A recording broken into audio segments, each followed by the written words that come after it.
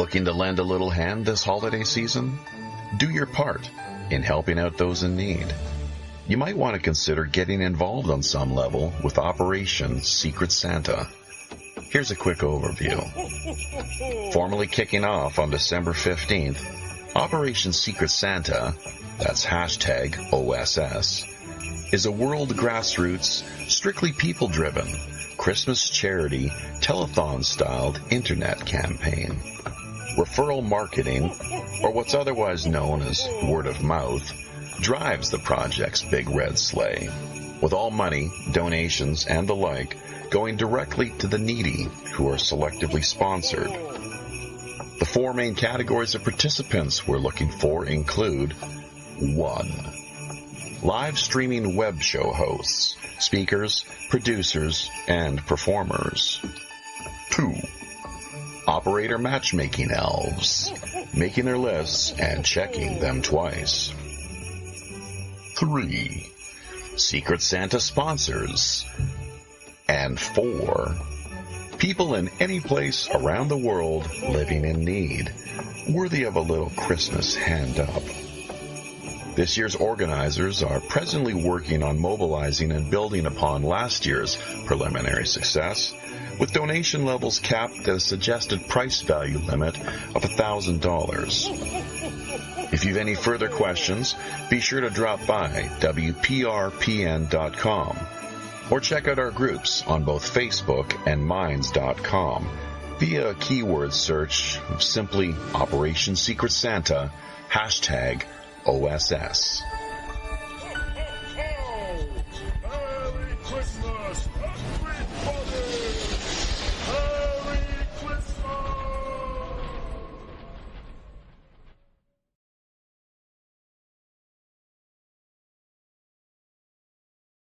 Welcome, everybody, friends, folks, foes, and fellow pirate mateys, to our 5th installment of this year's Operation Secret Santa. It's our 10th annual, as a matter of fact. World Christmas Charity Outreach, Relief, and Awareness Campaign Extravaganza. As with years past, 2024's scheduled 10-day marathon has a lot of moving parts, open source and ad hoc, live streaming, affiliates, talent, and auction components will all be featured front and center. My name, of course, as always, is Jaffe Ryder, the Robin Hood's Chief Communications Officer. And WPRPN.com is the website we will direct your attention to. Sign up is free. All you simply need is a username, password, and email. If you have any questions after that, do not hesitate in getting back to us via our main email address, pirate1radio@protonmail.com. That's pirate, the numeral 1 radio@protonmail.com. Will help to smooth things over, get you sailing in just the sort of direction you hope to be. Also, if you have any, outstanding, not only questions, but show suggestions or guest ideas you'd like to see us bring on board, throughout the upcoming 2025 live streaming year. Middle of the campaign already. This is really rolling along at a rapid fire speed. There's no doubt about that, as does each and every year. We've had a lot of great support here, though, via the public on a whole host of fronts. Right at the top, we need to remind people, however, this has nothing to do with Secret Santa. One of the first things people need to get out of their minds is exactly that. This is Operation Secret Santa. We've completely revamped, re-envisioned, and revised in a very revolutionary sense, we kid you not, way, the original mold as it were, saying that, hey, there's more that can be done with this. Let's take it, run with it, and make something more with what we've got here.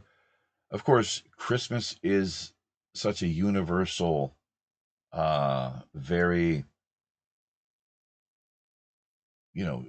widespread. I mean, who doesn't know about Christmas?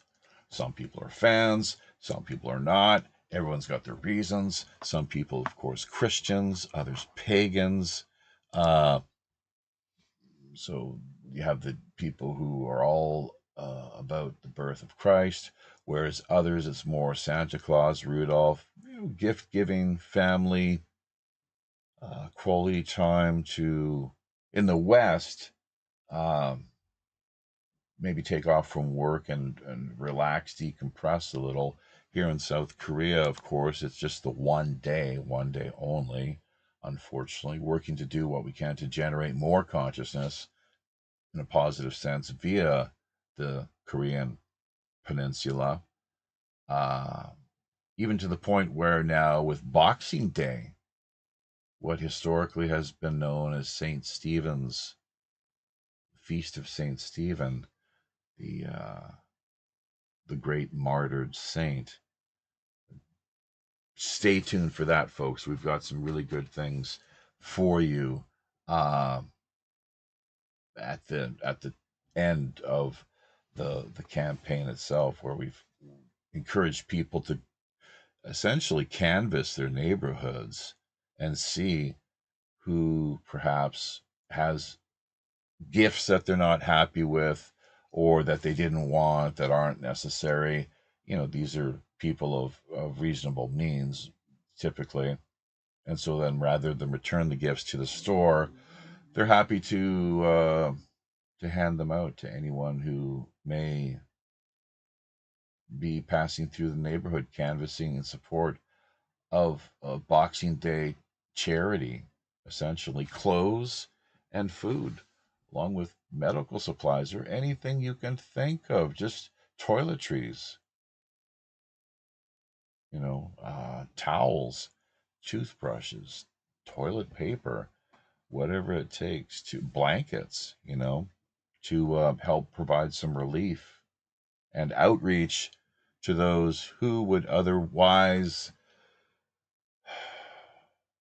find themselves really at wit's end.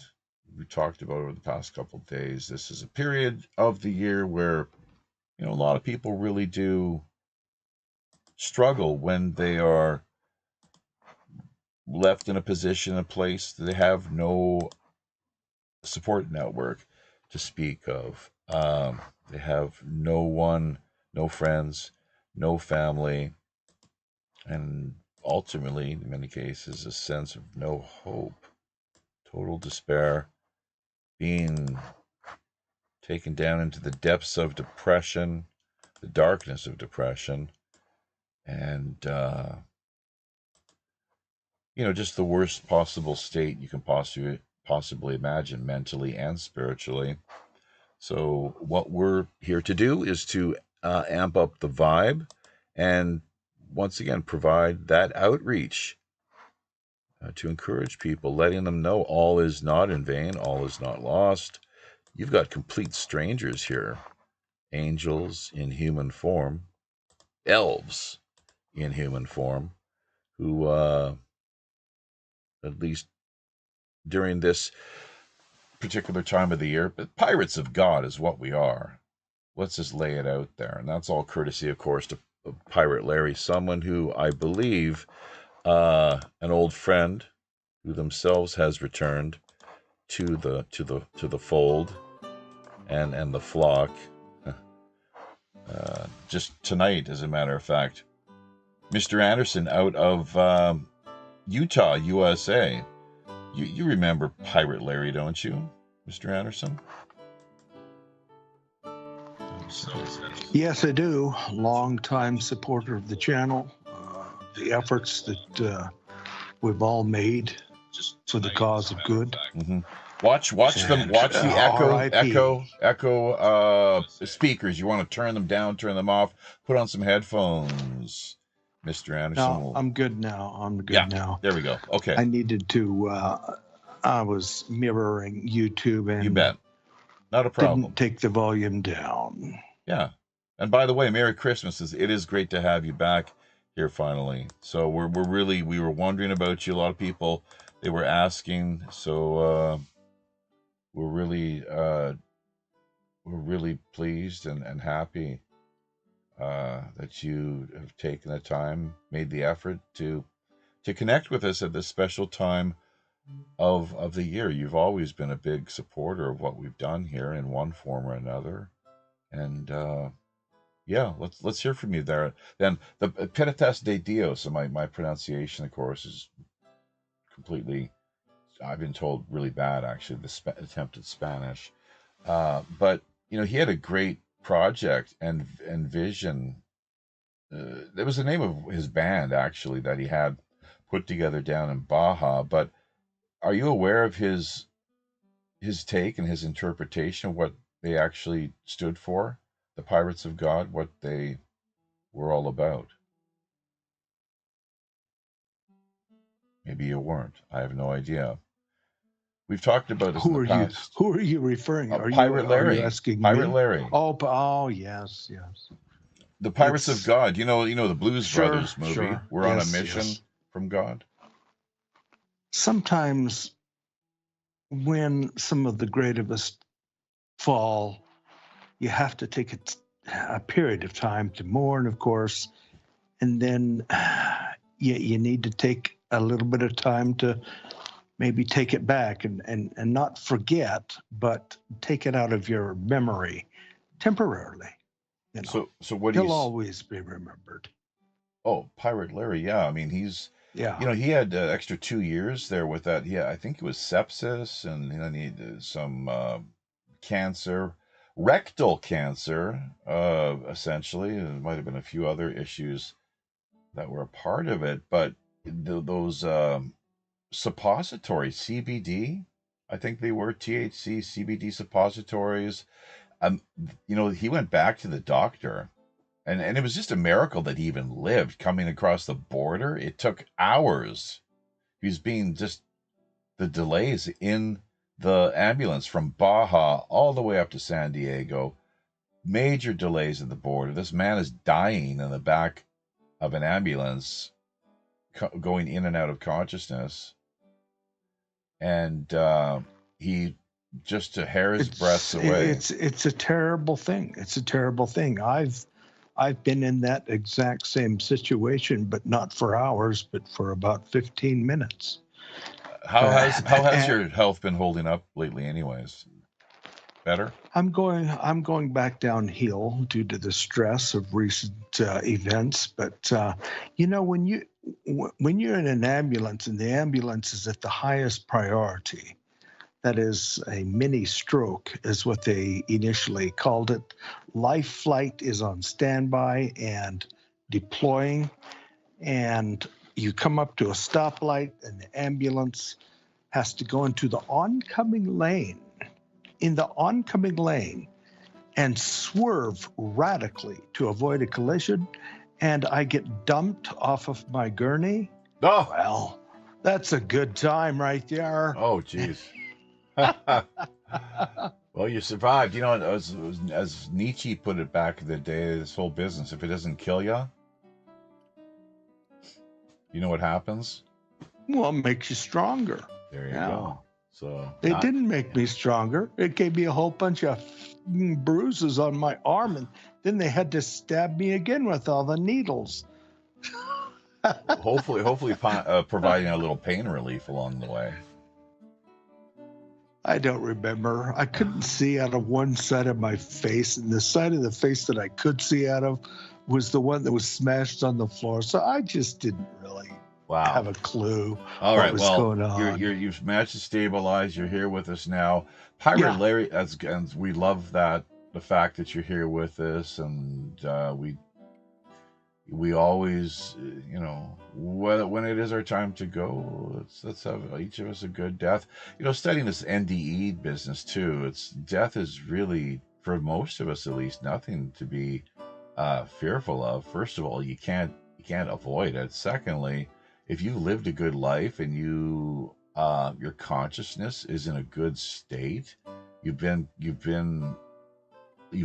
did Christ talk about? Loving others as you love yourself, like it's the highest commandment, is it not? I'm not a practicing Christian per se, not a very serious one at least.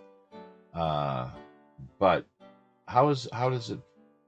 Somebody look that one up. It's really, it's kind of the namaste sort of spirit where you acknowledge the divinity in others and just endless respect, where of course they warrant it. Sometimes we have to work with difficult people sometimes too, of course, and that's a challenge. Can I help you out there a little bit, Jeffy? Yeah, of course. It's you love someone as you would want them to love you. That's part of it. That's the kind of, yeah. And then reverse it. They would love you as you would want them to love them. Okay. It's kind of one of those reverse mythologies. I wouldn't know how to say it, but the Savior was a master at that. Kind of a golden psychology. Yeah.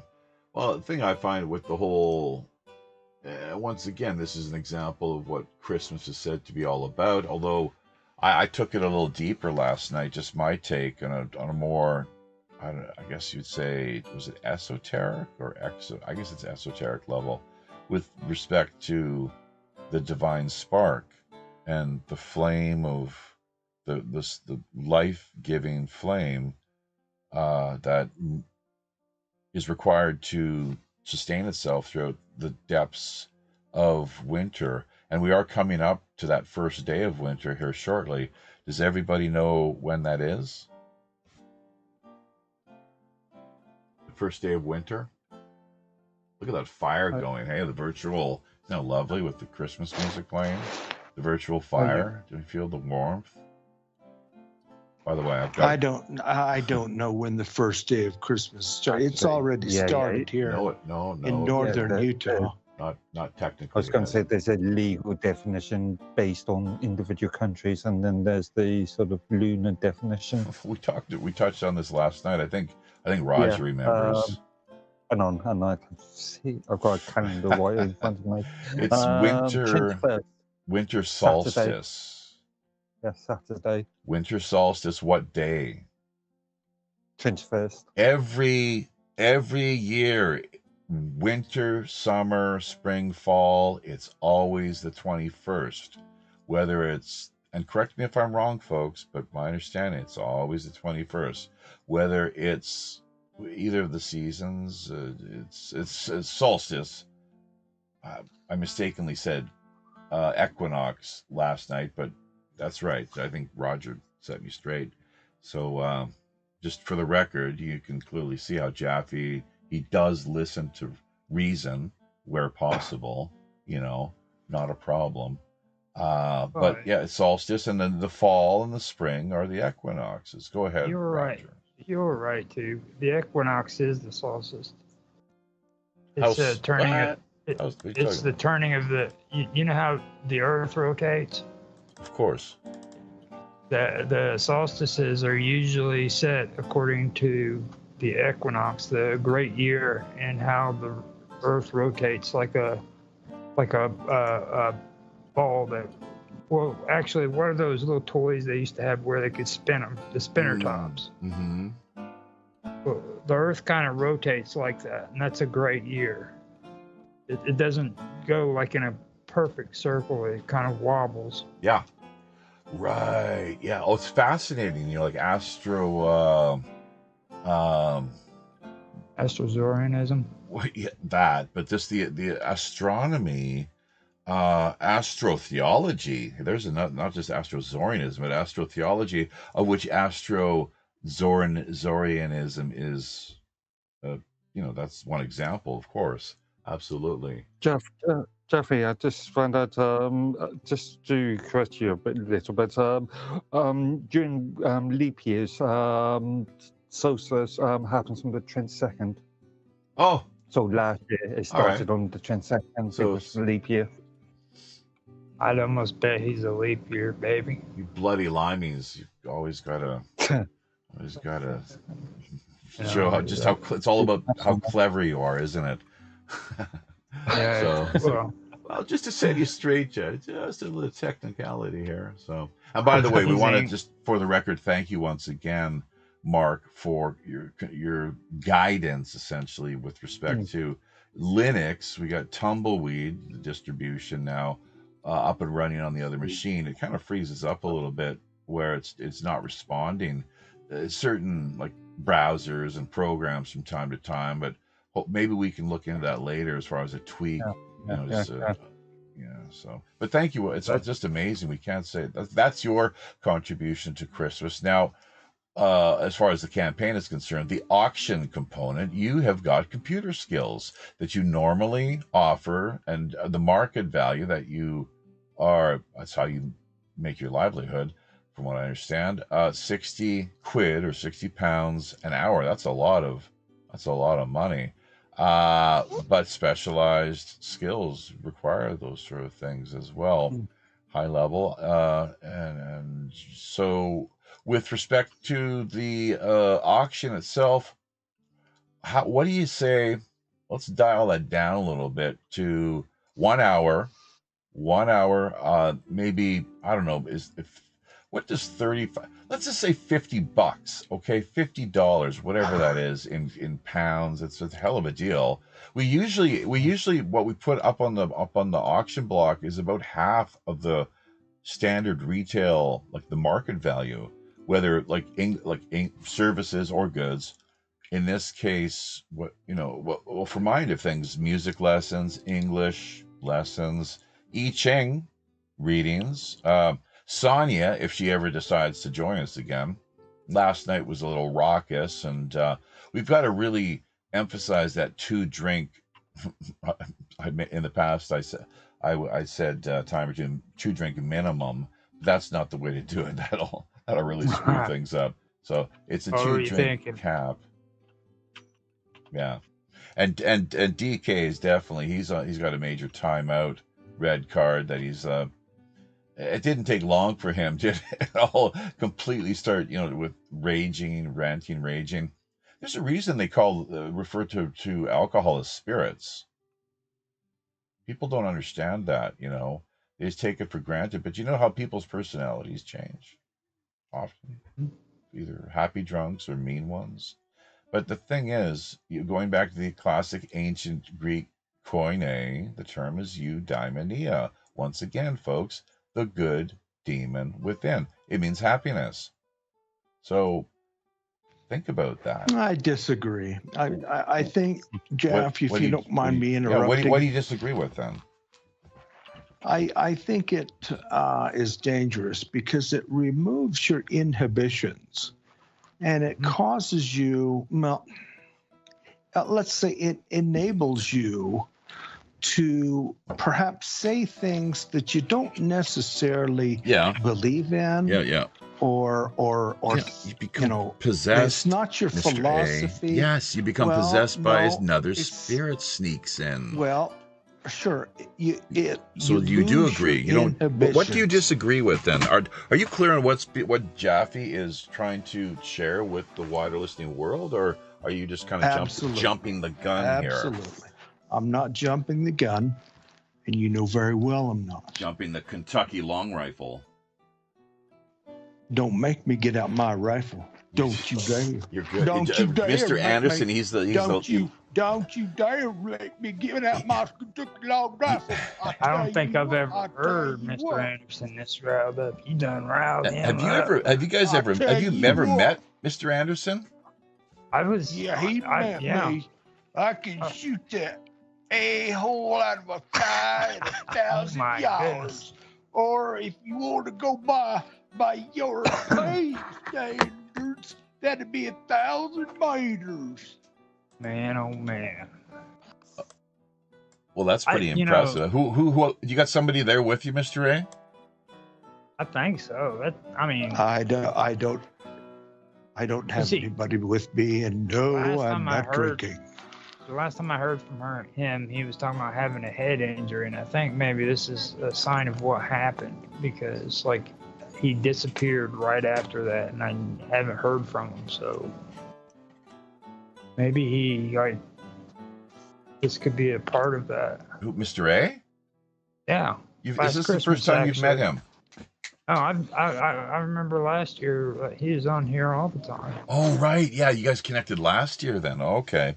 Yeah, So, he ended up having he bumped his head or something, and then he went offline. Three Yeah. times. yeah, but I mean, Yeah. look. Mr. A has had issues with alcohol. Roger has had issues with alcohol. Roger you've been clean and sober for how long, Roger? Since 2003, That's June amazing. 15th, 2000. How do you feel? 21 Is years. it a day-to-day kind of thing? Because we got a few people here who do struggle with Well, not only their health issues, like myself, pain, but also addictions. it's always a day-to-day thing, but I can just tell you this: it's easier to stay away from it the longer you stay away from it. So, like, my Right. one day at a time isn't the same as somebody just first starting out. Yeah. How do you approach it psychologically? Because I'm asking this because this might be of some benefit to some people out there listening who are in a similar state. What happens is when you start feeling stuff that's fucking with your head or screwing with your There's that one head, F-bomb. but when you start feeling that, Mhm. you take your hands and you put them over your head and you close your eyes and you sit still and you don't move. No matter what you tell yourself, you don't move and you just let it pass. What about a sponsor? Somebody you can call up, like a big brother or look at your support network. Anything to that? Yeah, that's very important. That's very important. Get people close to you. That is very important. And I'm sorry to interrupt you That's fine. there. But I think the most important thing is you have to find a passion for life, a passion to live life every day realistically. In other words, real, not using artificial methods or methodology, as in alcohol or drugs for that matter, to force yourself to be happy. That will never work. It's always a temporary thing. Well, yeah, I guess, like alcoholism, just for the record, it does run in my family. I've only had really major issues with it as a young person, out raising Cain, like you wouldn't believe. Ended up graduating eventually from the School of Hard Knocks without having to either spend much time in jail, a couple nights in the drunk tank, or getting killed one way or another, whether vehicular wrecks or shot by the police, under whatever situation, context, the popo. So because young people are stupid, basically. We just Indeed. we don't think. We You lack don't wisdom. you don't understand the consequences. Right. That's the Right. thing. Exactly. I mean, you don't understand the consequences. If you was to take out a family of 5 because you had been out drinking and you end up going the wrong side down the highway, you kill them, blowing a red don't light. have any idea how bad that is going to F up the rest of your life. That's right. The rest of your life. And the thing is too. And by the way, I do have 15 years sobriety. Oh, good. Yeah, there you What? Are you serious? Yeah. What? Come on. I thought you've been drinking the past couple of years, Mr. A. You come on the show drunk.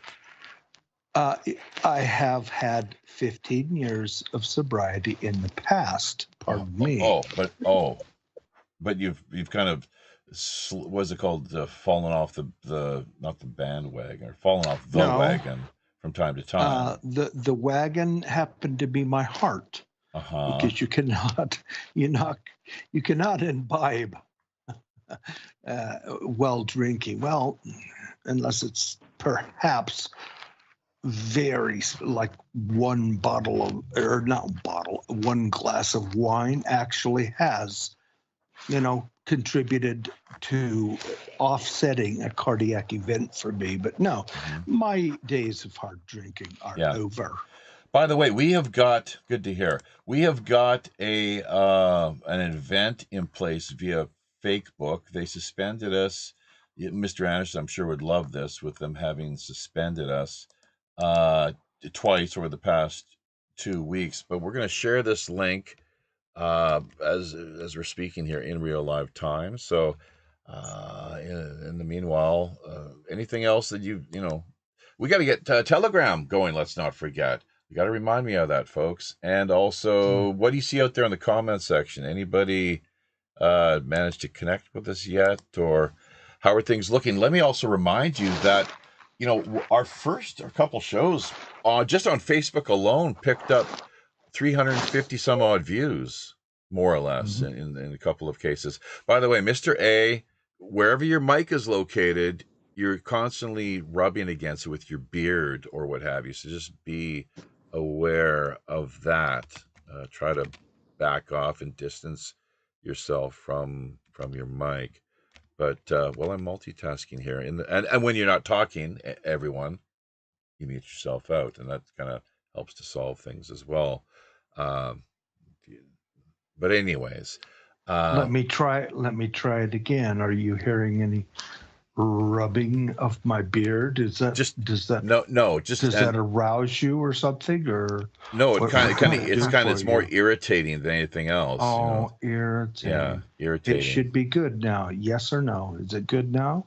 It's fine, but when we're not talking, we try to mute ourselves out as well, and that really does a great job on all fronts. So what do we got taking place via our communities here, via your community, wherever you happen to be based out of around the world? Let's not forget, we're also sponsoring several people, one out of Vancouver, a couple out of New York State, one potentially out of North Carolinas, who we're looking at currently. $50, pledging our support, $50, backing them and showing that after we've sufficiently vetted, of course, selectively sponsored, that we would like to do whatever it takes to help make their Christmas season a little more joyous and bright. So, we are not directly, so we're challenging all of our listeners, if it's within your means, to meet or beat those particular amounts. One of the things that we do not do here, of course, is directly solicit anything other than your engagement and coming on board. What can you offer as far as the auction itself is concerned? But cash donations, no, absolutely not. What we want you to do is choose someone that you can work with as a potential Secret Santa sponsor. Whether you choose to remain secret and anonymous yourself is completely up to you. It's your prerogative. And from there, like, if you know someone who is based in New York State or Vancouver or North Carolina, if you have a friend, you can just freely pass word along to them and get those boots on the ground out there activated. That's really powerful stuff here, folks. Looking at the merchandise here, we need to amp up this year's for the campaign itself. It's Teespring. Got to get that in place probably after tonight's live stream. As a matter of fact, we just had our hands full with so many things. It's been crazy here. But once again, just to remind listeners, this is not Secret Santa. We have completely broken the mold and essentially revolutionized with the elixir. The Operation Secret Santa elixir has been basically brewed to a level of potency that we're not sure how much better we can really make things, frankly. Very, very streamlined as well, too. Very simple and straightforward, although it's amazing, even after listening to the shows and checking out our documents, the G Drive documents that we have available through the URL, that so many people still find themselves scratching their heads, rather confused about what it is that we're all about. Uh, Roger, let's hear from you. Let's hear from you first of all. Just not to put you on the spot too much here, really, but what's your take on the campaign itself? How is it structured? What are we out to do? What is there to speak of as far as the features are concerned? How can people better find themselves engaged? And by the way, yeah, well, I'll just shut up right now because I was going to add a little bit more. I'll let you try to fill in the blanks, and then I'll see if I can help you out if you miss anything. I don't know about filling in the blanks or nothing, but like for me, what I've been finding out from everything is like you don't have to overcomplicate it. You know what I mean? And Mm-hmm. you don't have to go and keep checking up with Jaffe every moment of every second about going out and doing a good thing. And it's like you've always said about passing it forward. Mm-hmm. That's what I get from it. Like, do something nice in the community near you. If you see somebody in need, help them out, Yep. and then after you help them out, let Jaffe know about it or Yeah. let me know about Right. it Yeah. and things of that nature. It could be Yeah. anything. Yeah, and we'll keep, So, if you want us to keep your identity anonymous and secret, not a problem. That's kind of what the Bible teaches us, isn't it? So, yeah. we've got to lead the charge here and sort of, as the pirates of God. Thank you, Pirate Larry. Uh, Basically, are you guys clear on how this whole concept works? I never elaborated earlier regarding what his that whole project was actually all about and his vision. I've talked about it a couple times over the past few nights. Is that still gone over everyone's heads? Who the Pirates of God? Who are they exactly? What do they stand for? I do remember that, but I'll let you elaborate on that. It was a vision, and it was a good one. Here we go again. So it's something. So we're on a mission from God, right? Was it Dan Aykroyd, I think, and John Belushi, the two of them together, the Blues Brothers. So that's a fact. And in a past life, many of us here were terrible people, a lot worse than we are now. I mean, we've all got our foibles and hang-ups, quirks, issues, and things that aren't all that positive. Frankly, we're not. We got a lot of good things going on, or else you wouldn't be here. Clearly, but in a past life, we were very, bad little boys and girls, and we brought a lot of pain, misery, and suffering to others via the high seas, uh, through warfare, siege, pillaging, rape, theft, destruction, and because of that, we suffered. Actually, you could say we went to hell. Uh, and really, if you think about it, hell it's a state of mind, is it not? Uh, Ultimately, some say we find ourselves here on this prison planet. Uh,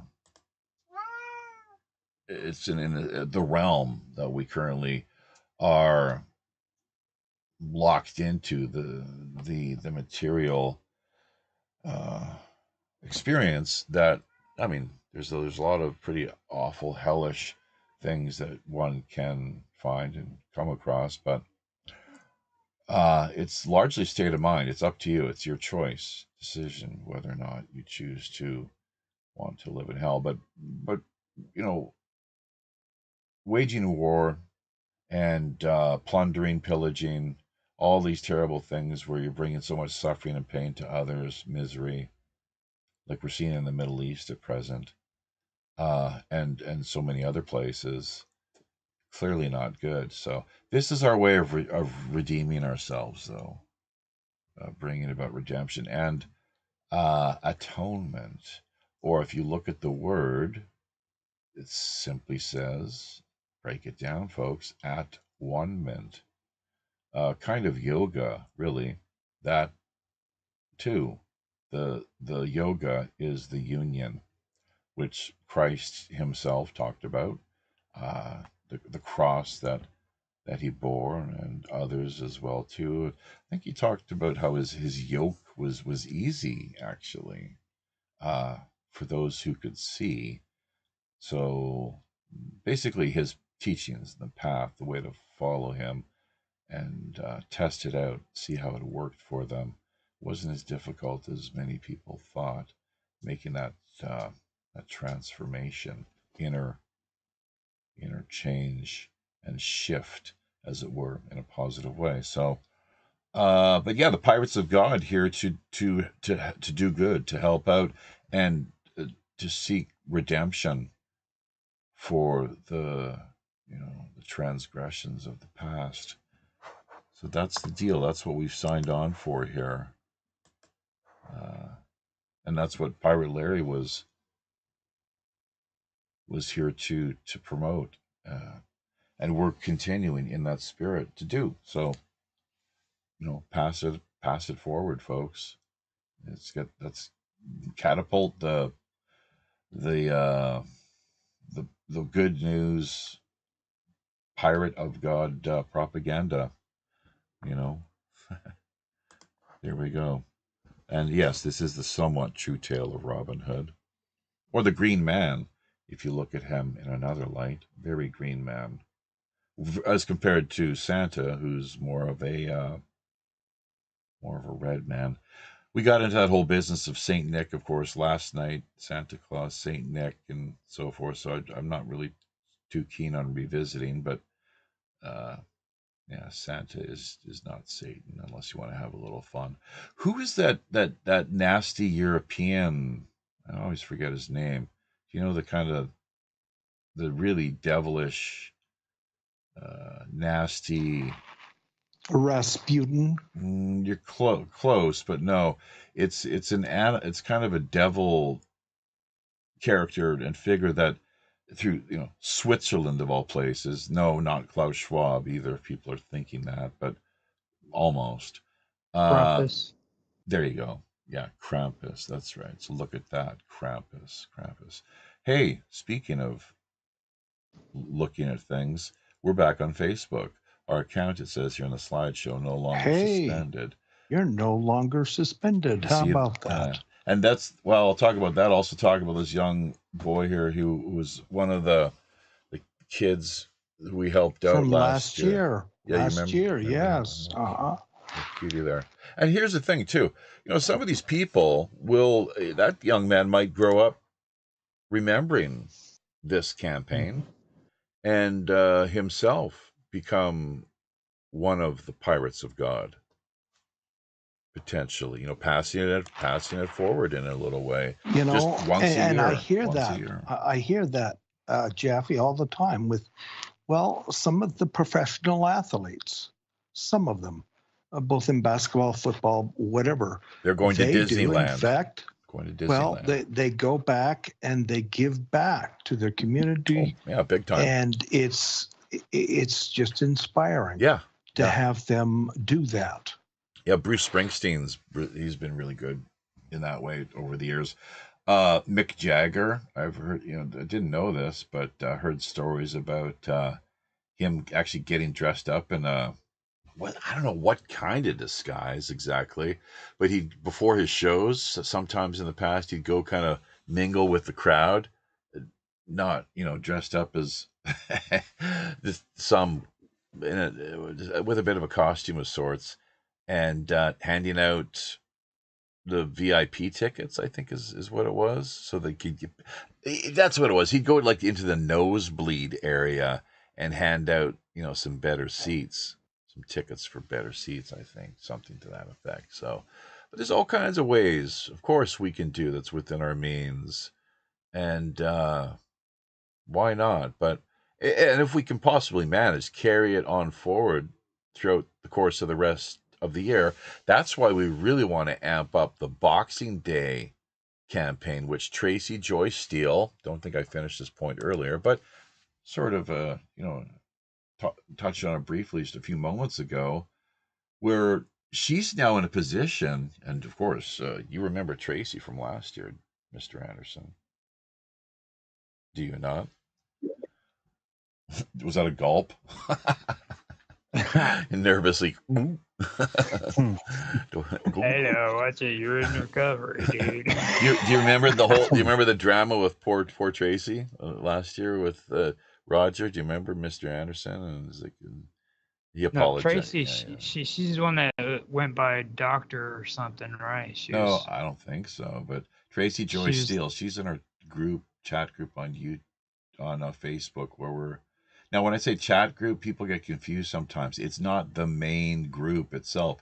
It's a side chat group that Okay. they have now, and I think we've tried to invite as many people as possible. You're not on. Yes, Facebook, I so- do. And that's about all I'm going to say about that. So, anyways, the point is, without having to revisit last year in too much, twisted detail, very peculiar, how things played out. But it looks like things on her end, really coming around in a positive way. She's in a position now where she can actually help others. That's what she's telling us. So she's definitely down, so she says, with the whole Saint Stephen, feast of Saint Stephen, Boxing Day portion to the campaign, which will no longer find us live streaming, but we're going to remind people to get out there, canvass your neighborhoods, go around, try to see what items in support of the campaign is what you have to talk about, of course, that you can abscond with, clothing, food, whatever people have that you may be in need of, or that people in your community, friends, family could be lacking. And it's not theft by any means.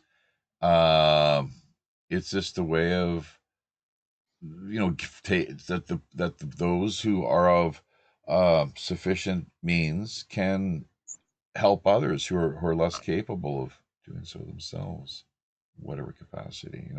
So is anyone not?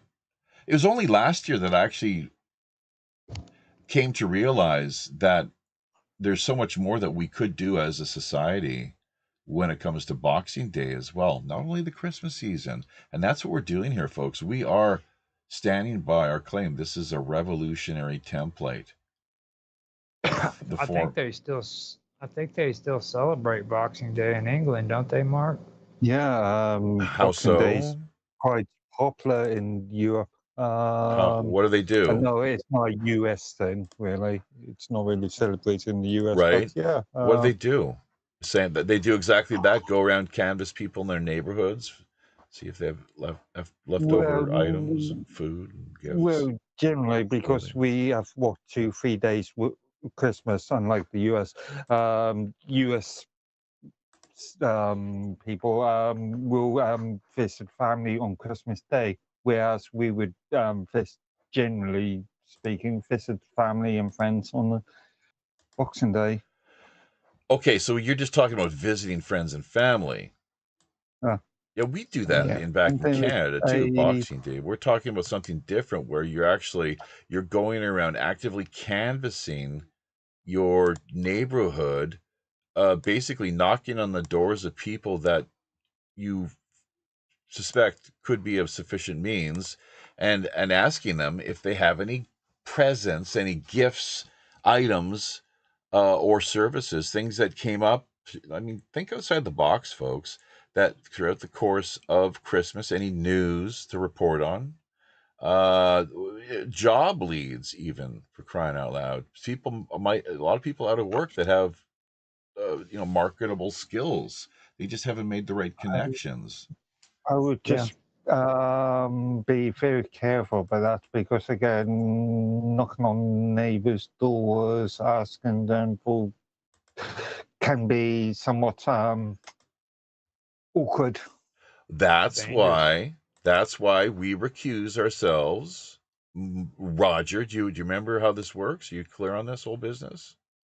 I don't know the technical terms, but I know what you're talking about. General disclaimer, third-party disclaimer. We bear no third-party liability and responsibility for in the event someone does go out and start canvassing their neighborhoods, knocking on doors, and as an affiliate of ours, because that's kind of problematic and tricky, frankly. We'd rather they just be their own independent, autonomous people, obviously. But it's an idea we're trying to promote and put out there.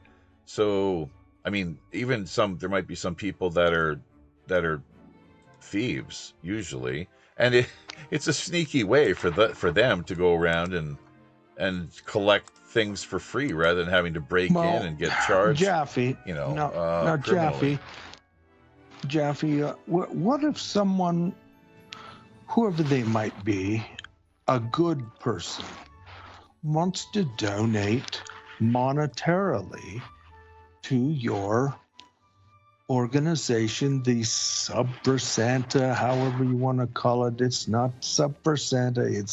It's this season's effort to help people. How can they, if they don't want to get involved with sponsoring and looking at you, how can they give you monetary funds guaranteed, and you will guarantee it, right? As you know, how do they do that? Yeah, good question. But also careful with the mic there, my friend, and fellow pirate matey. Just the rubby-dubby kind of beard thing or whatever it is. So we have a PayPal, pirate1radio@protonmail.com. And we just got $100 today, actually, courtesy of my Korean adult students. So let's give them a big shout out. Some of them might, in fact, be listening right now in real live time. Anything is possible.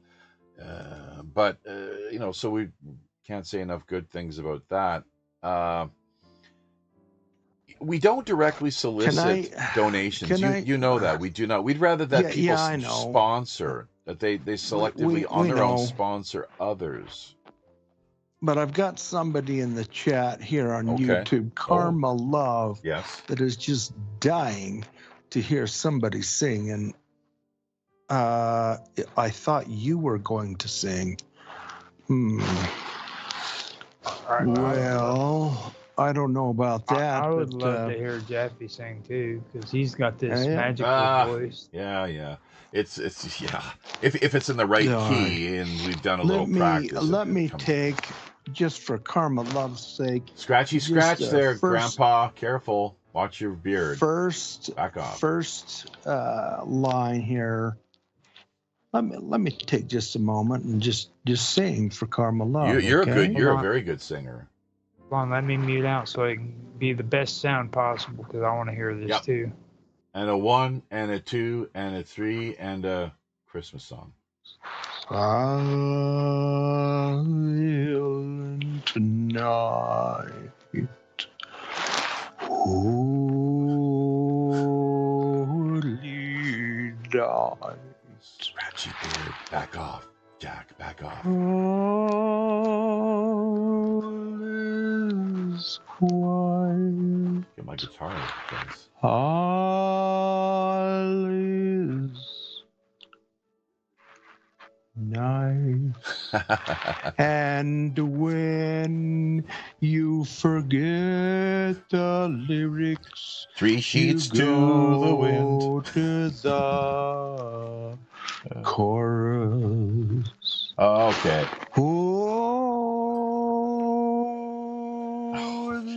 Oh, that's it. I've heard you sing so much better. Like, it depends on what song you have. With your practice, you have you're very capable. No, you're almost as bad as me when I'm goofing around. So I'm not goofing around. I've got sinusitis down in my throat. So is that even a word? Yeah. Yeah. So Is that really a word like sinusitis? something to do with Yeah. the nasal area, I guess. So let's make sure we cover everything here. We are going to do some music. Uh we do have some karaoke actually waiting in the wings, believe it or not. So I haven't prepared as well as I should have. There will be more music coming your way though here. I just played a couple songs for the students this morning. Yeah, Silent Night was one. I actually played it, and one of my students, she looked at me and asked, like, "What song was that you just sang?" Like, what was that song? So it was in the key of C. I had the capo on the first fret, B position, if that makes sense, guitar wise.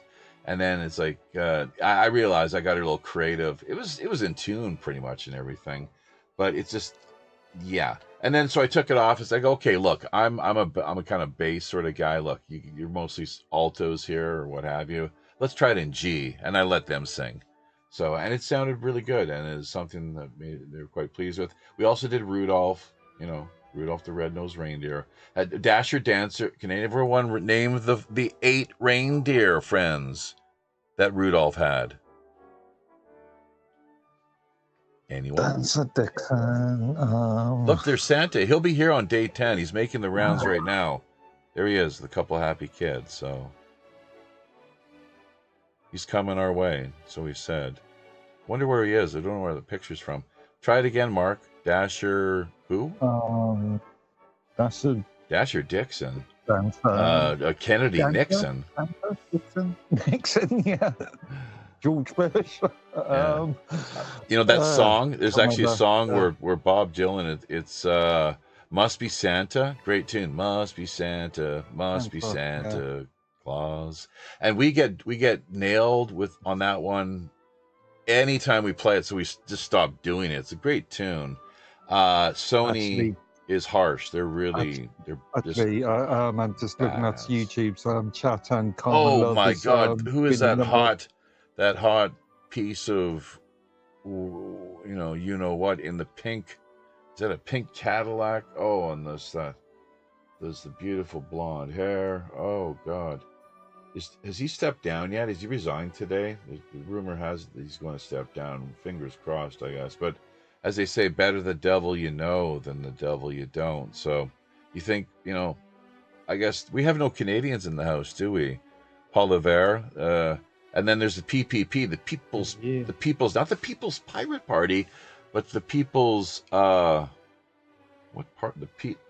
People's Party of Canada, PPC, People's Party of Canada, not to be confused with PBC, which I think is a toxic chemical, or PCB, or PCB is what I'm thinking there. PCB, yeah. PCB. Something that UCP. James Brown was all too familiar with. He was, unfortunately, isn't PCB angel dust? Yeah, that's PCP. Yeah, PCP. Oh, jeez. So yeah, amateurs. What is it that? And speaking of Christmas songs, doesn't he do a really great number? It's like Santa in the Ghetto. Damn, I wish we should cue that one up for the next show and see if we get nailed on copyright infringement. And don't you love that term, infringe? You're not really violating in a gross sense of the word. It's just you're kind of skirting around, slightly touching upon, what could be perceived as a problem. Just the fringes of what we consider to be unacceptable. The thing about it, what I can add to the conversation here, and then I'll hand it over to, I guess, Roger. But you have, this is one thing that DK helped us out with back in the day, is you add to it on your own, like singing karaoke style, and there isn't a problem. There's a particular technical term that transitional, I think, is what it's known as. I've used that in different appeals via Facebook, and I've got it. They've immediately Chaffee, liberated us. Chaffee, Yeah. I've got it. Mm-hmm. Are you ready? What do you got? Yeah. Grandma got run over by a reindeer. Do-do-do-do-do. Walking home from Christmas Eve. You can say that you don't believe in Santa, but as for me and Grandpa, we believe. Wow. And the crowd goes wild for that really That unique song pisses my mom off, dude. I've seen Mormon that song. version of Grandma got run over by a reindeer. So brought to you by the courtesy of not in the entire Mormon Tabernacle Choir, but at least one of their former members. Why don't you tell us about your experience back in the day with the Mormon Tabernacle Choir, Mr. A, Mormon Tabernacle Choir. I have no experience with the Mormon Tabernacle Choir. I would no longer qualify for them than you would qualify for a frog. There's no way. No. Oh, you don't come on this show and insult the French. The Quebecois they are a proud people living in Canada for several hundred years now. The foundation of Canada. How dare you? And our French brothers and sisters, frogs we are not. Do you know why French people wear perfume?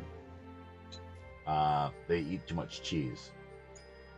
It's because they stink. That's it? I was just going to say, it's got to be because they smell bad. That's not even funny.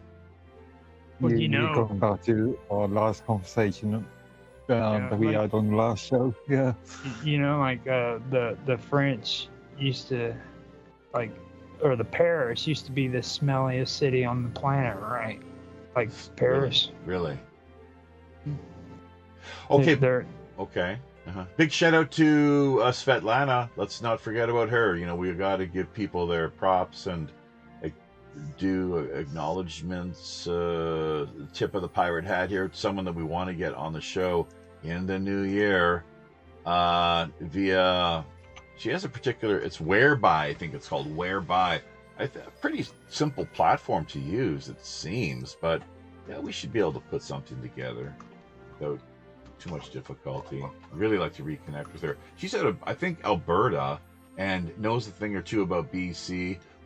Speaking of Alberta, we're going to be covering those Jasper fires that were staged this past year. And hey, is this the sort of thing that can have you kicked off of YouTube? Because how dare you question the fact that this is not the official narrative? The fires were not staged. There was no stand down. Stéphane Guilbeault had no role in issuing the stand down to the fire crews and units that were ready to go, helicopters, and significant number of highly trained, capable firefighters that could have quite easily done what they're paid to do, but no, Stéphane Guilbeault. Take a look at this guy. You know, he is a real. He has got to be the worst, one of the worst people ever to serve in federal politics and the federal government. Nothing good to say about him at all, unfortunately. I really wish I did.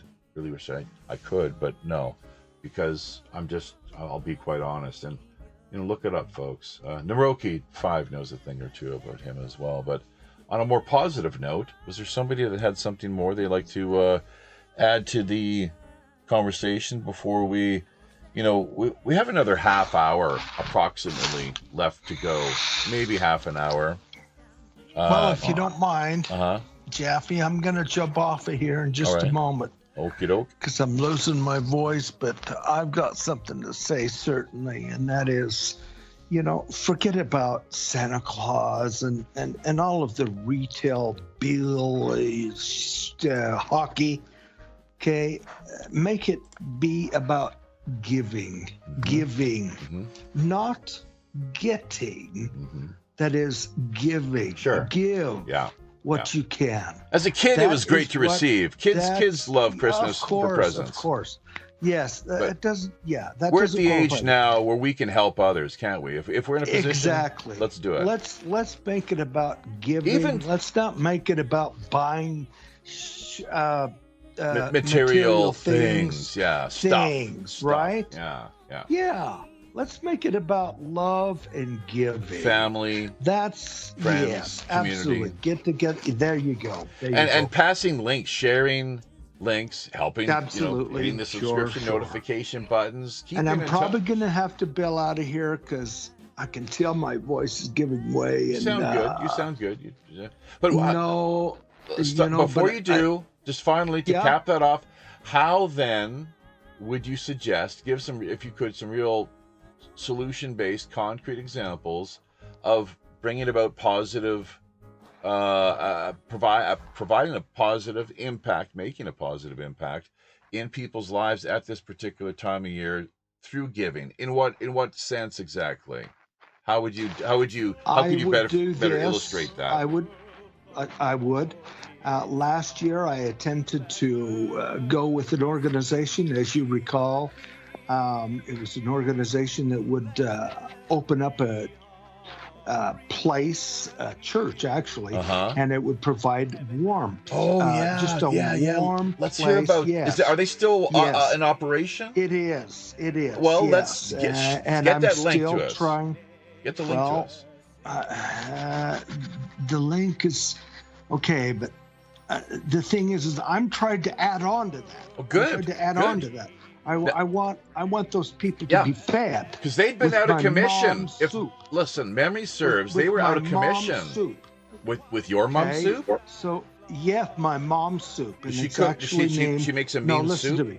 Listen to me. Uh-huh. It's called Mike's Soup. Seriously, it is, and it's just a beautiful. It's a great beef stew with all kinds of vegetables. This is your Okay, mom. so This the- is really your mom. This is my mom. Yes. Oh my Yes, God. And on a massive scale. Where are the At that pictures? church. We want pictures. No, I'm trying. Gosh, I'm trying to do this without killing myself. Take 'Cause pictures. This is incredible, stressful effort. Oh but no, my relax. goal, my goal. They still got. is- hang They on. still sell Let- Polaroids. There's still what? Listen, no, this Steroids? is still a goal. Listen, guys, this Hemorrhoids? is a goal. What roids? This is Please the goal. let me finish. Hang on. What did Roger say? They still sell what? Polaroids. Oh, Polaroids. Yeah, well, it's digital Polaroids. photos. Send them our way. That's nice. Mr. A, No, let's listen. cap it off.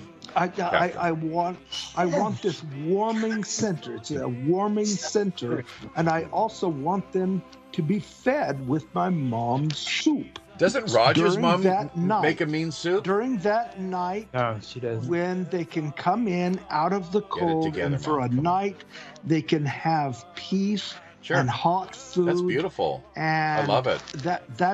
That's what I'm going to aim for. You got to be for careful with next food. year. That's a problem though with food. We'll do it now. There's no I reason to understand. Food wait. management. Don't wait. I understand. It's I winter understand. time, It's man. a whole, People are cold. It's a whole different thing. Yeah, but my mom, she knows how to use the thermometer. She knows the 40-140 rule. But to be able to feed the people that can come in and have a night, many nights, as many Okay. nights as they need. Karma says That's she'd like some what soup. I want to do. Karma today baked some That's- cookies that she's going to donate to the campaign. That's awesome. Thank you, Karma. She's gifting the cookies to the campaign, part of the auction. Soup on the auction block. Although just more, you could give just freely too, without even putting anything on the auction block. Anyway. per se. That is my goal for next year when I hope my health can improve because I sound good. want to put this together. Well, I might sound good now, but I have been under a lot of stress and you know why. But that's my goal for next year. Your drama just endlessly following you everywhere know. for some reason. It's like what? Just because that's the opposite of enlightenment, because- you know. It is. No, It it's is. not. Yes, It's it is. not. I'm When telling you it is. come to a certain point of enlightenment, you are then matched by a similar See. portion of See, now evil. we're getting it. Well, now we're getting into you got- Zoroastrianism. There you well, go. you gotta liberate yourself from all the worldly That's it. encumberments, man. Free See, yourself. It's not. That's the part of Walk the bird's Buddhism path. that they don't want to admit to. Like Zoroastrianism and Buddhism is kind of hand in hand, like brother and sister. I didn't know All that. right, got to roll out. Okay, You've we'll got talk. living Peace. people We'll on hope to here. see you soon. Get some rest. Take care. We want mom soup. We want some mom soup pictures, photos, and let's more information. And your warmth, the warmth center in Utah. We want that link sent to us again so we can promote it. Did he just ditch us? He did. In dramatic fashion. However, look who's popped up in the chat. I see Suri Masuri, as the Koreans would say, just magically. It's out of Manhattan, USA, none other than one Mr. Robert Morningstar. So, good evening to you, Robert. Thanks for dropping in. My pleasure. I would have been on sooner, but I've been, oh man, it's been such an incredible last 2 days. The article I wrote on drones is taking off. Right. And I had a huge surprise last night. You guys, I was shocked, and I think you'll be shocked. I stayed up all night. I went to bed at 8:30 in the morning after the show we did on Monday, and I was interviewed by the Washington Bureau reporter of the London Times about the drones. Really? And they're going to do an article on it, so I gave them a lot of information. And I also put in the link of the article, very lengthy, comprehensive article on the U.S. Navy's efforts since 2008, 2010 to get UFO disclosure. And we started in 2008, 2010. I was enlisted in the U.S. Navy initiative to bring UFO disclosure through the United Nations. And we had it going pretty well. We got a lot of meetings organized. There was a lecture given at the United Nations for a select group of military, diplomatic, and intelligence officers. It was a secret meeting. And the lecture was given by an extraterrestrial representative. So what happened is that the deep state infiltrated the UFO community and put a bunch of flunkies, dupes, on the job of debunking the story. So we got stalled and blocked and obstructed. But I was notified that even though we didn't succeed at the United Nations, the program was continuing. And so I've worked in that effort for disclosure since 2008. And that's why it was the United States Navy that induced President Trump to release the Tic Tac videos, admit UFO reality, make it a big mystery without being totally transparent, but enough to say to people, UFOs are real. Our pilots have been interacting with them. We've got videos. So then, as a result of his initiative, Trump was going to release the JFK files, and he started to release the UFO files. So the deep state just marshaled all their forces behind Joe Biden, the Manchurian candidate, and they stole the election in 2020. But we've continued working all these years. We got Trump reelected, and we're expecting to have more disclosure as soon as he takes office. However, I put it in the chat, I put a talk between Alex Jones and Daniel List, the dark journalist. And he goes into the plot. The plot is to use either a UFO invasion or a fake UFO invasion to call for continuity of government emergency powers. That's right. To try to block Trump. That's right. From taking office. Yeah. So that's where it stands now. The real shocker to me was I couldn't go to sleep after all of the excitement, and I love to play chess. So I played chess all night, and during the night I checked my Facebook page, and I got a friend request from Kash Patel, the next director of the FBI. That's amazing. Yeah.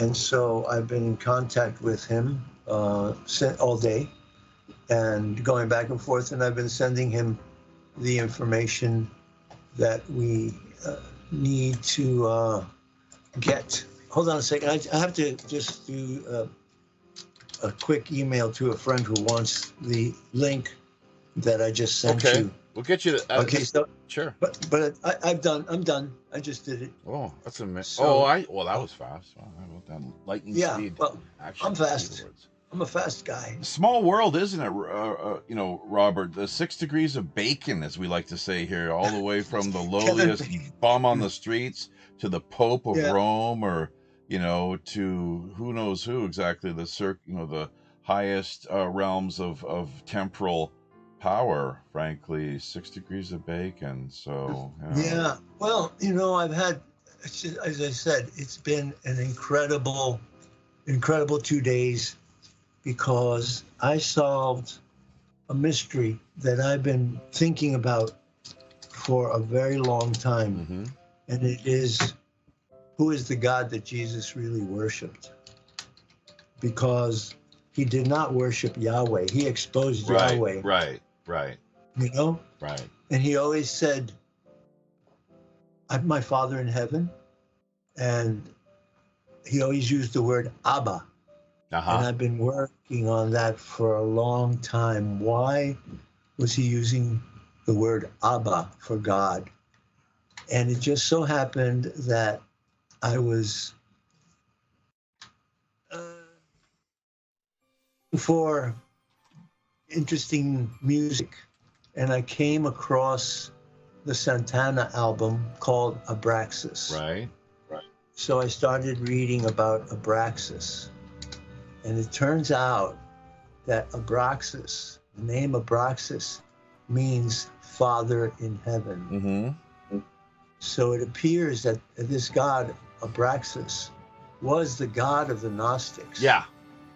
And it proves my contention, to me, my satisfaction, that Jesus was steeped in Hellenistic Gnosticism. Well, obviously, yeah. And it is a fact that the Book of Enoch and is a very important book in the Qumran community, as well as elements of the Nag Hammadi library. Sure. So when Jesus said Abba, he was talking about Abba, Abraxas. And Abraxas means, Ab means father, Rex, Abrax, Rex means king, and the AS is above, our God the Father above. So this is a very, very amazing it's a profound discovery. Absolutely. And we did get your email as well, too, regarding this whole matter. So people, by all means, subscribe. You see the etymology of the word and how, I put 2 and 2 together. I always come up with 4. Sure. Not 3.5 and 4.5 or 19.5. It's 4. So I hope that that you'll look into that. Mm-hmm. Yeah. The album. See, the key to it was the album cover. I'm sure you know Santana Abraxas. Of course. When that came out, that cover was just totally mystifying. It showed a red angel on the left side. It showed a black woman with her legs spread on the other side. An all phantasmagoric, psychedelic cover. And I was just intrigued by it. And then I finally got, I think it's explained in the email that I sent you, that the artist was depicting the angel Gabriel delivering the Annunciation to the Blessed Virgin Mary. And he depicted Mary as a dark-skinned woman, which ties into the cult of the Black Madonna. I don't know if you know about that. We were just talking about this last night. Roger Hansen here brought it up, as a matter of fact. Oh, really? Well, Synchromysticism. Yeah, I made a pilgrimage. I went to Spain, and there's a mountain called Montserrat. It's a huge, incredibly high mountain in the Pyrenees, and they built a monastery up there. And that's where they have the Black Madonna. So my friends and I took this road trip up the most perilous road. There were no guards. You know, if you went off the cliff, I mean, you fell, 8,000 feet. Is this not Mont Segur? Mont Segur? Where the Cathars made their last stand. Well, that's nearby. Okay. All right. That's actually the Cathars escaped. A lot of them did go to Spain. It's interesting that the earliest Spanish in the history of Spain, the Visigoths were part of the original constitution of the Iberian people. Then the Muslims came in, and the Moors conquered Spain, and they ruled for a while until El Cid drove them out, and ultimately got the Muslims back into North Africa. If you see the movie El Cid, it explains everything. Great really movie. Perfect. Yeah. Fantastic movie. As a matter of fact, I have my own pristine copy of it, and I can send you a copy of it through WeTransfer. I keep it on file there. But although these mysteries are being resolved, now, I'm going to tell you something really, really strange. For years and years and years, I've been following a lot of conspiracy facts. And I think there's a whole group on the internet that is very anti-Roman Catholic Church, anti-papacy, and anti-Jesuit. So I have been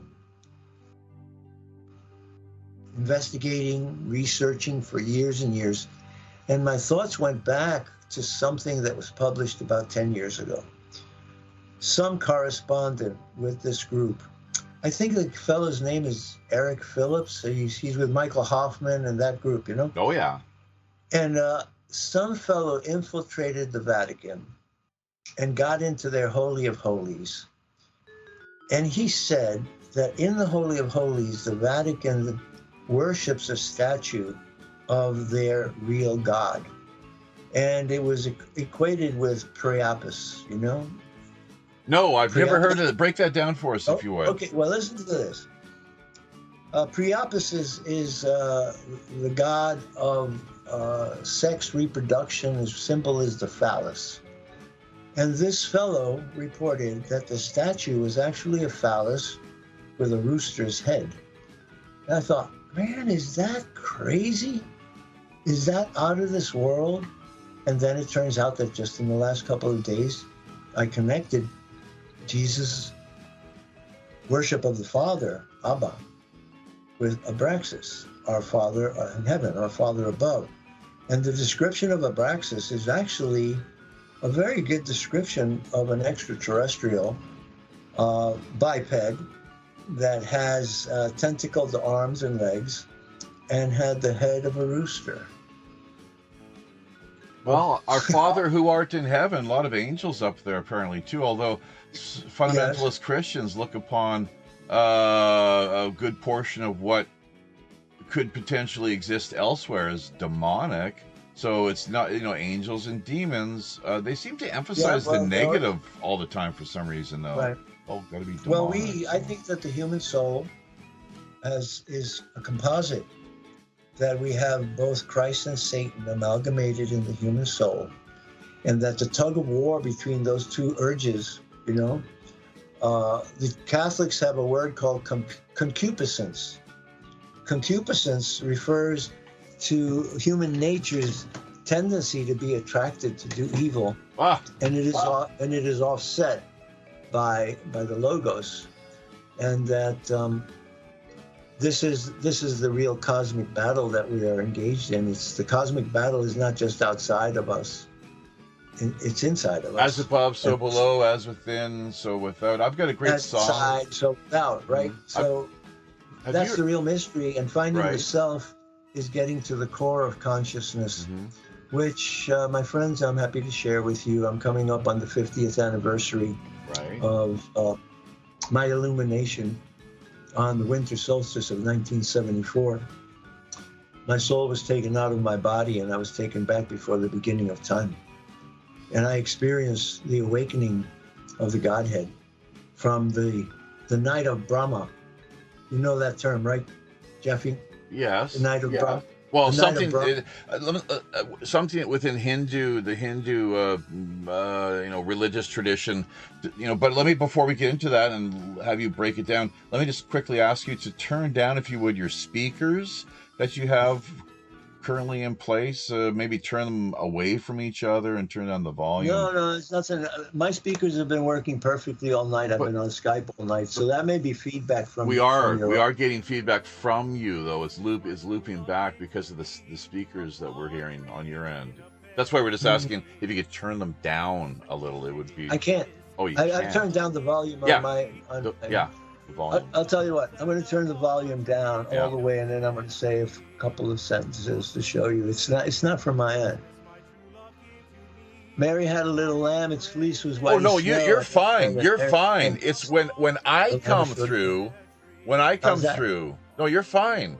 When I come through, though, it loops back, and I can hear it in the monitors here. It's just echoing, and probably I'm sure. I can't hear you. I can't hear you when I lower my volume that much. Well, don't turn it down. Don't turn it down. Don't turn it. By the way, you missed a really great program on Monday. Bruce Cornett. Bruce Cornett and Doug Ald. Oh, yeah, right. Oh, yeah. No, we've heard. I think I sent you. I think I sent you a copy of the shows. Yes, yes, and a lot of people have. Roger, you saw that one, didn't you? Yes, I did. It was probably one of the best ones I've ever seen on that subject so far. It was really good. We got to hear about the drones, though. If you could kind of tie it into what your kind of your revelation insight, because there's so much. It's a huge hot issue. I'm trying to follow. I know this is kind of outside the Christmas campaign a little bit, folks, but it's the elephant in the room. Well, I'm going to make a contribution, Jaffe. Check your PayPal after the show. Okay. Okay. Well, we're not soliciting. We're not directly soliciting any donations, but we will. We will accept them, and thank you so much. It's hard to send a chocolate pie to Korea. Okay, so yeah. Okay, so let's now, Roger. I don't know if you wanted to add more to that before we get back to Robert, but I really am curious what he can share with us regarding his take on the drones. There's so many theories. What's the truth? Yes, Roger. Thank you for tuning into the program. I really appreciate it. Roger, what's your take? It was great. I actually believe it or not, I believe a lot about what Robert was saying. I believe that it was actually a psyops. Yeah. I also believe that there's experimentations going on right now when it comes to mesmerizing people. Yep. And of course. Mesmer also had a lot of things going on besides hypnotism, and right. He was very big into magnetism. Exactly. He said that mesmerism involved magnetism to a great degree, right? Mm-hmm. Yeah. Well, look at Wi-Fi and 5G right now. Think about that, folks. Mm-hmm. It is weapons grade technology. The military is all over it. They have been right from the get-go. So you want to talk about hijacking of consciousness, that's a good place to start. But well, actually, I do want to talk about this 5G environment, and not just the 5G Wi-Fi, but the Starlink and all the military satellites, all the countries. There are thousands and thousands of satellites surrounding the Earth now, and they're all beaming and communicating using microwave technology. Yep. So my belief is that this blitz of microwave radiation engulfing the Earth has shredded the veil between the worlds, the membrane between dimensions, and has actually facilitated the ability of ETs and transmorphic entities to cross that boundary. Are they working together with CERN on that, with these technologies? A lot of people associated with these phenomena with things that are going on at CERN, yes. Well, and did you catch... Not to mention that they worship Shiva. Exactly, that was my next question, as you read my mind. You saw that ritual that they conducted that some of the disinfo people tried to say, oh, there's nothing, this is not the Shiva ritual and, this puja you're looking for. They were saying, these are not the droids you're looking for. Right. Move along, right? There's nothing to do with CERN. Yeah. But it was really a terrible thing to see. And it scared the hell out of the people that were videotaping it, too, It looked like a human sacrifice to me. It's pretty as well, and it's pretty dark what they're doing in other places, such as Switzerland, where they're having these mass occult rituals with people, the transhumanist agenda, and a lot of very occult type imagery and themes that are incorporated into these initiation ceremonies, all probably pretty high level Freemasonic, esoteric groups, organizations working behind the scenes. And that's one of the things that I've been talking about, really canvassing for, just a voice crying in the wilderness, I guess. But that with anyone who is a part of the public service, whether judges, military, police, you name it, public servants that are being, their salaries are being paid for by, taxpayers, that this is where transparency comes into play. And I think there might be it's interesting how transparency and corruption could potentially work together hand in glove, but that they openly disclose, speaking of disclosure, they're either, I'm not so sure about affiliation, but membership in these secret societies and fraternal orders. I mean, you've been quite open with your Druidic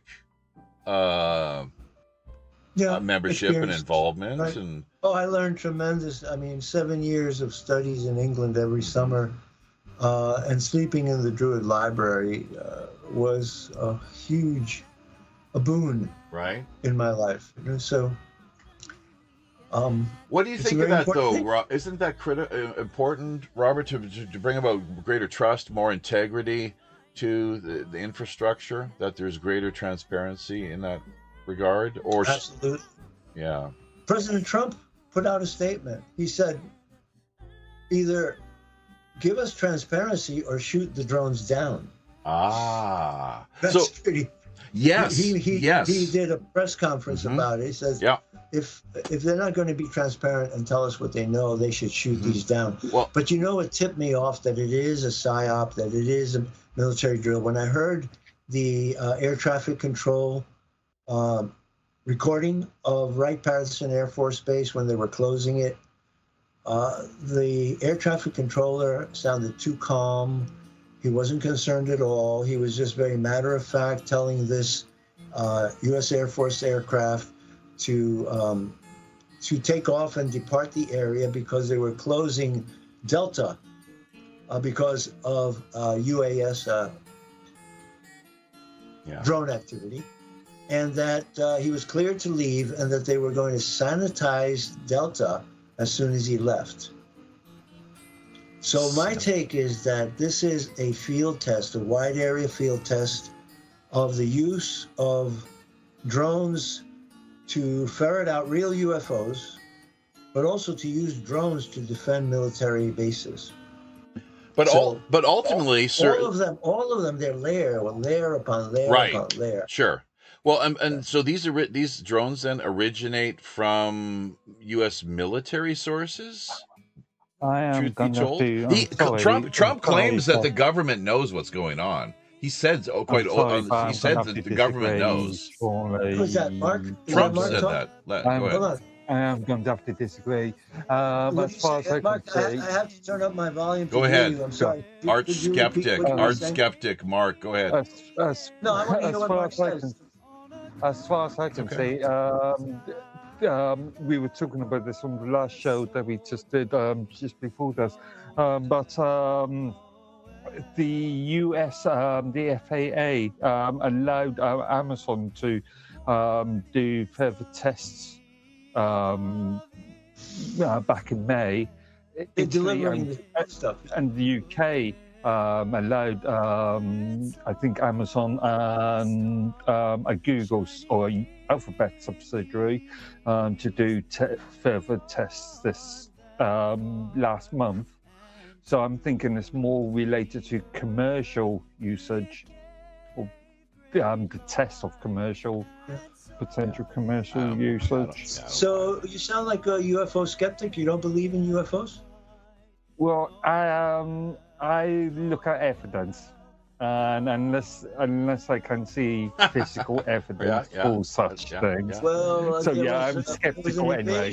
there was an intrusion into Lakenheath RAF base. That was one. Woodbridge. This is I the know UK. 3 people. This is the I UK. know 3 people who were at Rendlesham Forest. I know the colonel who was in charge of the investigation. I know the sergeant who went up to the craft and touched it and got a huge download of digital information into his brain and then decoded it. And it was giving a latitude and longitude for a place called High Brazil off the coast of Ireland, this mythical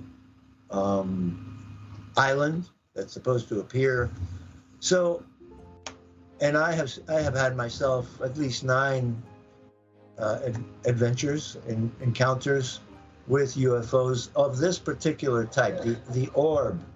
The orb is an amazing craft. It's a perfect sphere. And I've had them approach me in New York City several times, always with witnesses, my Tai Chi students at my Tai Chi classes. These 4 of the events between 2007 and 2009 occurred at my Tai Chi classes on a Saturday at 11 o'clock in the morning, and another one on a Friday at 11 o'clock in the morning. And that one I'm talking about was August 26th of 2011. And that was the day before Hurricane Irene hit New York. Right. And I feel like it had something to do with the hurricane. I saw over New Jersey what I thought at 11 o'clock in the morning, I saw a star in the sky, brilliant star. And my brain said, Venus? What is Venus doing out at this time of the morning? And the sun was behind me. And so again, those moments of cognitive dissonance, your brain is trying to make sense of something that doesn't make sense. And then I stopped my class and my student and I started to look at it. And what I saw was a brilliant star. I call it that because I thought it was Venus, but 10 times more brilliant than Venus. Mm-hmm. And then I saw pinpoints of light shooting off to the north, to the south, and to the west. And they were buzzing back and forth at incredible speed. And it looked to me like a beehive. And I dubbed it a hive UFO. Roger heard the story that Doug Auld saw the same thing from the New Jersey side of the river. Right. And he took photographs, unbeknownst to me. 2 weeks later, I went to a UFO conference, actually a screening of a movie that I recommend to everyone. It's called The Hidden Hand by James Cameron. And all my friends in New York who have been abducted and have had close encounters were in this movie. So Doug Auld stood up and he said, hello, in the after the Q&A. He stood up and he said, hey, listen, I've taken amazing pictures of UFOs over New Jersey 2 weeks ago, and I offered them to all of you, and nobody responded to me. And I was in the audience, and I said, I've got to get to that guy, because I saw the same thing. So we published his photographs in UFO Digest. Then Linda Moulton Howell did a big story on his photographs. Yeah. She hosted that event, did she not? She hosted that event along with Richard Dolan. Right. And 2 other people. So that was a big thing. So Doug and I have been in contact since 2011, and we are avid UFO researchers, and we're part of this network. Yeah. We're working for disclosure. Experiencers, really. Is I can guarantee you, you may not have seen. Mark, do you ever go out and look for them? That's they're all over the place, but if you don't look up, you don't look out. And that's the reason I got my pilot's license. I said to myself, I may see a UFO walking the canyons of New York, but they're up there, and that's where I've got to be. And I have had close encounters in flight with 2 egg-shaped UFOs that flew right past the nose of my plane. Wow. And I could see them plainly, but air traffic control, to whom I reported it, couldn't see them. So I said, these guys are stealth technology. And they were in a TCA, that terminal control area, which means air traffic control has to be in contact with the pilots, and we had to have this instrument in the airplane called a transponder, which is a device that puts out a radar signal to air traffic control so that the radar beam doesn't have to hit you and bounce back. You're transmitting a radar signal with an identifier, and it's called squawking. The squawking your number. So generally, if you're flying in an area, you'll dial in 1200, which is a general identification. But if you're crossing, for example, LaGuardia or JFK Airport or Newark, they'll assign you a number and they'll tell you squawk 1257. So you dial in 1257 and they know, or they knew that it was Robert Morningstar flying a Piper Warrior or a Piper Archer. So these craft were in the same area and they were not being picked up by radar return, and they were not transponding. And this is the same thing with the drones right now, Robert, correct? The drones that are man-made have a transponder. They do have a signal. So the government can tell which are man-made drones and which are UFOs or which are top-secret drones that have no transponder. But every military drone has a transponder signal built into it, and every civilian drone that's sold on Amazon has a transponder too, so that it can be identified. The other interesting thing is that these people who have sent up their drones to take pictures of the unidentified drones, when they get near them, their batteries get discharged instantly, and they lose control or fall out of the sky. Do you think this is crazy? Something real quick? Yeah. Can I say something real quick? Sure, of course. Now, Mark, imagine Robert Morningstar with two other people that are just as intelligent as he is, talking about the same kind of stuff the same way. That video he posted up on here was completely amazing. You need to check that out. You'll love it. That's kind of what we're doing here. If you guys are interested, I have the best compilation to date of those things over New Jersey. Not really far away lights, but really close up, stroboscopic, illuminating the clouds. Another UFO dropping something on New Jersey, like a mist, a haze, vapor, or beaming down a light, or a light beaming up to it. So if you'd like to, I'll be happy to share screen and give you a peek of that.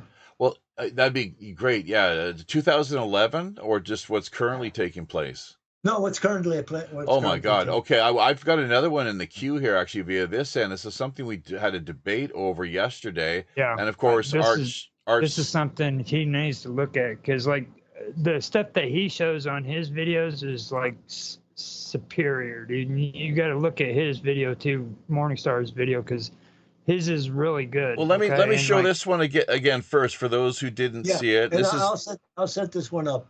Yeah, exactly. We've got this ready to go, so just check it out and see what you're to make of it.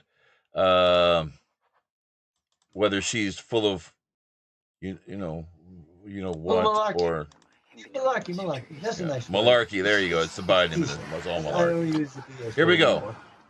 Apologize. QR code.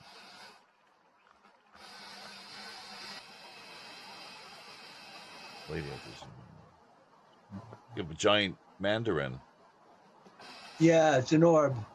Now, this orb that I saw on June 1st, 2019, came down to street level. Zoom in more. She talks to it eventually here. My fingers don't work.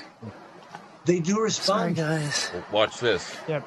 Sorry, guys. Pay attention to the electric. Can you hear that? Can everyone hear this? Yeah, I hear it. See, like, look inside. I can generate that. Here we go. Hang on. Just hang on. That's kind of cool. We're waiting for you to send the video of what you can. I will.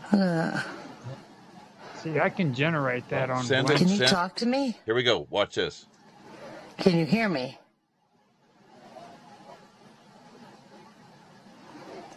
Jesus loves me. Oh, you know Jesus. You know Jesus. Jesus is awesome, isn't he? Talking to it like a little baby. Yes, he is.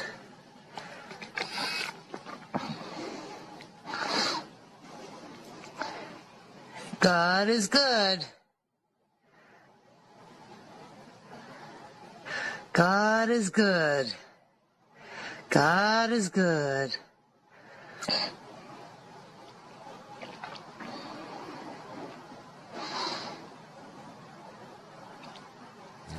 contact here and find out more details. I think the video, it ends here. It's just a clip. Yeah, I had So, a friend of 2 mine, minutes. There we go. military officer. This for me started August 19th. A friend of mine who's in a special UFO project with the Pentagon called me up at 2:00 in the morning. There's a UFO over my house, and I'm talking to it. And he was asking it to change colors and change positions, and it was responding. So they do not use they don't use radio frequencies. It's telepathy. And when you are tuned in with a harmonious heart and open, and you can communicate. Now that to me was plasma, without a doubt. And it reminded me of, I have somewhere in my house, I have a plasma globe. Mm-hmm. You know, the glass globe that you would put your fingers on it, and yeah. that. So it looks like that. Robert Stanley sent that to us, just to let you know. We have had both Robert and Alan on earlier. Alan said he had a great show with you. That was really good. It was amazing. Yeah. I had no idea of his Yogananda connection and that whole history. That blew my mind. Robert Stanley is one of my best friends. He's a soul brother. How long have you known him? Oh, at least 10 years, maybe longer. We've been on shows together, on his show, him on mine. We exchange emails and information every day. You bet. And that was a very beautiful video that he posted. I thought I saw it too, but I didn't get to see this plasma one because I was so busy with other things. So let's see what you have to share with us, Robert, and then we got to kind of wind things down because we've got. This is a good wind down. I'll tell you that. You betcha. Operation Secret Santa, our 5th installment of this year's campaign. Hashtag OSS 2024, folks. Like, comment, share. Remember to hit the subscription notification buttons. Password along to friends, family, and co-workers. You can get involved and make this Christmas magic happen. All right, Robert, let her roll. Here we go. Those black bears. You're telling me we don't know what the hell these drones are in New Jersey are? Is that correct? That's right. Is public safety at risk? Are we concerned that there are nefarious intentions that could cause either national security or a public safety incident that would put Americans at risk? There's nothing that is known that would lead me to say that, but we just don't know, and that's the concerning part. In this episode, we're diving into the mysterious drone sightings happening across the country and even beyond.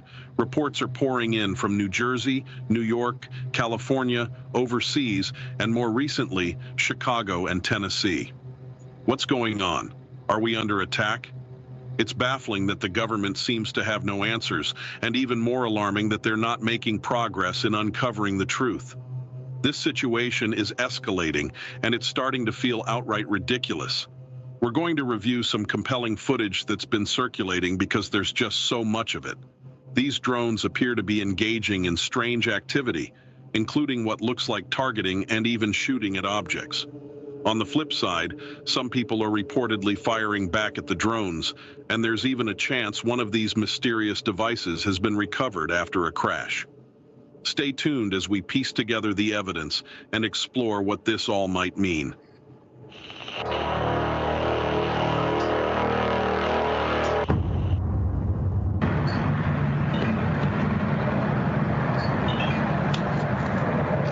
Let me explain why I think that this is a government projection.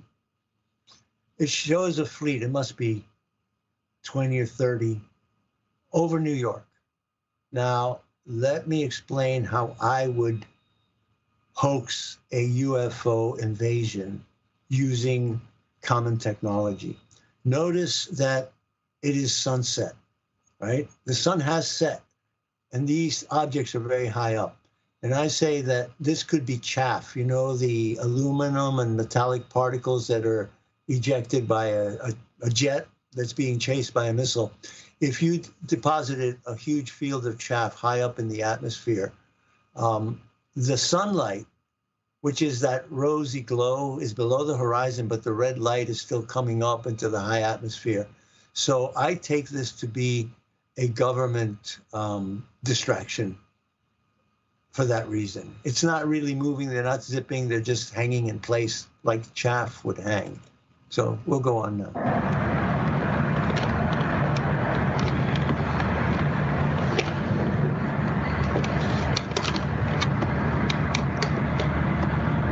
What the fuck is that?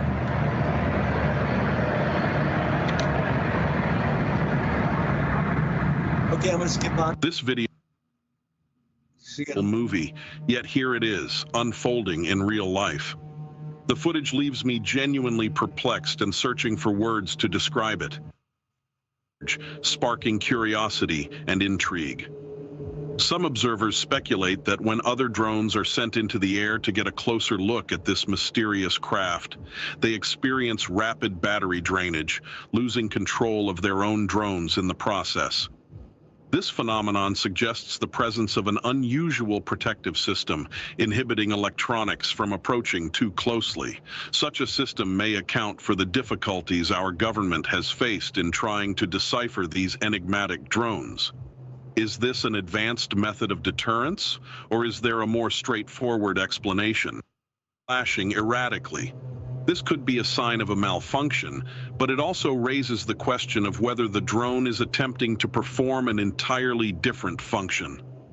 The rapid, incessant flashing is accompanied by an audible sound, adding another layer of intrigue to the scene. The nature of this behavior is perplexing and invites further analysis to determine whether it's a technical glitch or something more deliberate.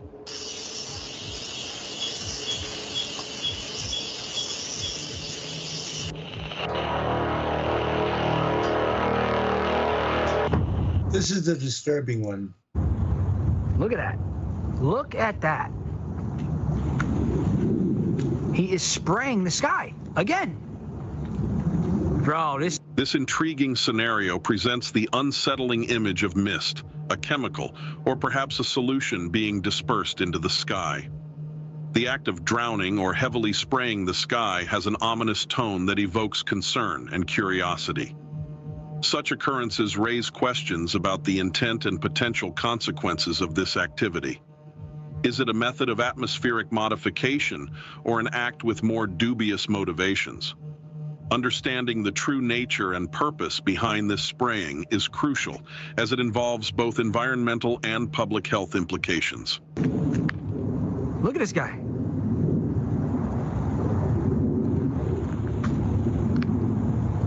They're spraying the skies.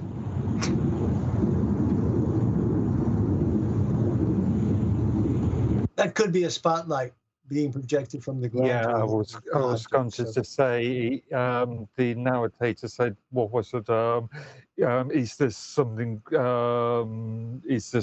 bad, or is this something of dubious intentions? Nefarious. But he didn't actually also specify, could it be something natural phenomena, or could it be something else?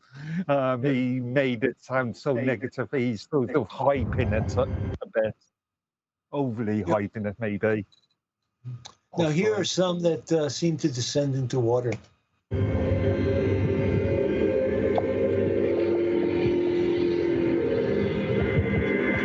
Someone called the cops on these links. They're going into the ocean, is that it?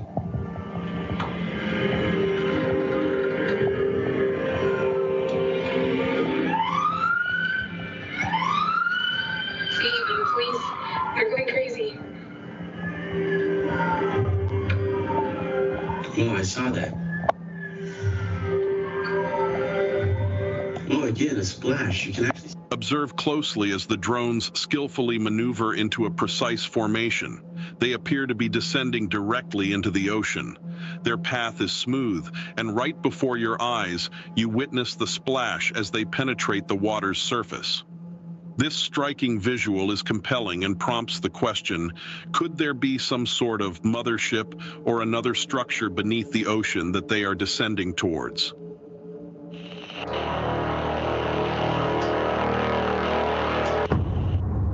In this clip, which was apparently captured from a plane flying over Chicago, you'll observe 3 drones weaving intriguing patterns as they circle in the clouds below. The intriguing part of this footage lies in the bizarre, almost whimsical movements of these drones. It's as if they are engaged in a silent, coordinated dance, defying conventional expectations. Their seemingly synchronized maneuvers make one question the nature and purpose of this aerial display.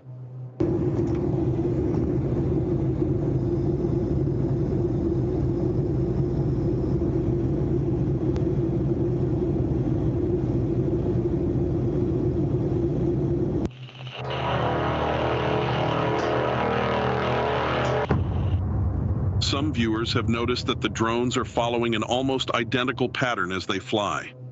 This observation has raised an intriguing question. Are we witnessing a single drone retracing its path, or could there be multiple drones flying along the exact same flight path? The consistent movement suggests a well-coordinated flight plan, but the mystery remains whether it's one skillful drone or several operating in harmony. Analyzing the footage further could provide more insight into this curious aerial phenomena. Is that scary? That's a little scary. Does that light help it?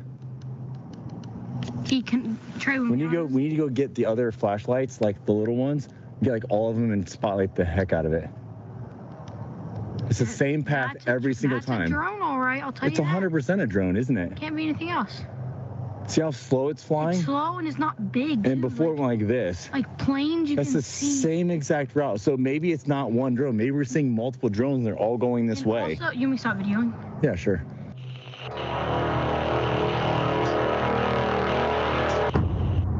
In this clip, observe how the drones are equipped with exceptionally bright lights. At first glance, it might seem as if you are staring directly into the sun, but upon closer inspection, it's clearly not the case. The intense luminosity of these lights creates a mesmerizing effect, captivating the viewer and inviting curiosity about the technology behind such powerful illumination. Well, I know you have to, we have to end the show, but there's a word that Roger brought up, mesmerism. And I think that the strobe is, they have, people who look at strobe lights go into trances, and sometimes people will have epileptic fits. There was a time when they were running television commercials that were flickering so much that people were getting nauseous and passing out. And let's not forget the first episode of Max Headroom. You remember that one, Jeffy? Yep, I remember it. Max Headroom, the Blitz.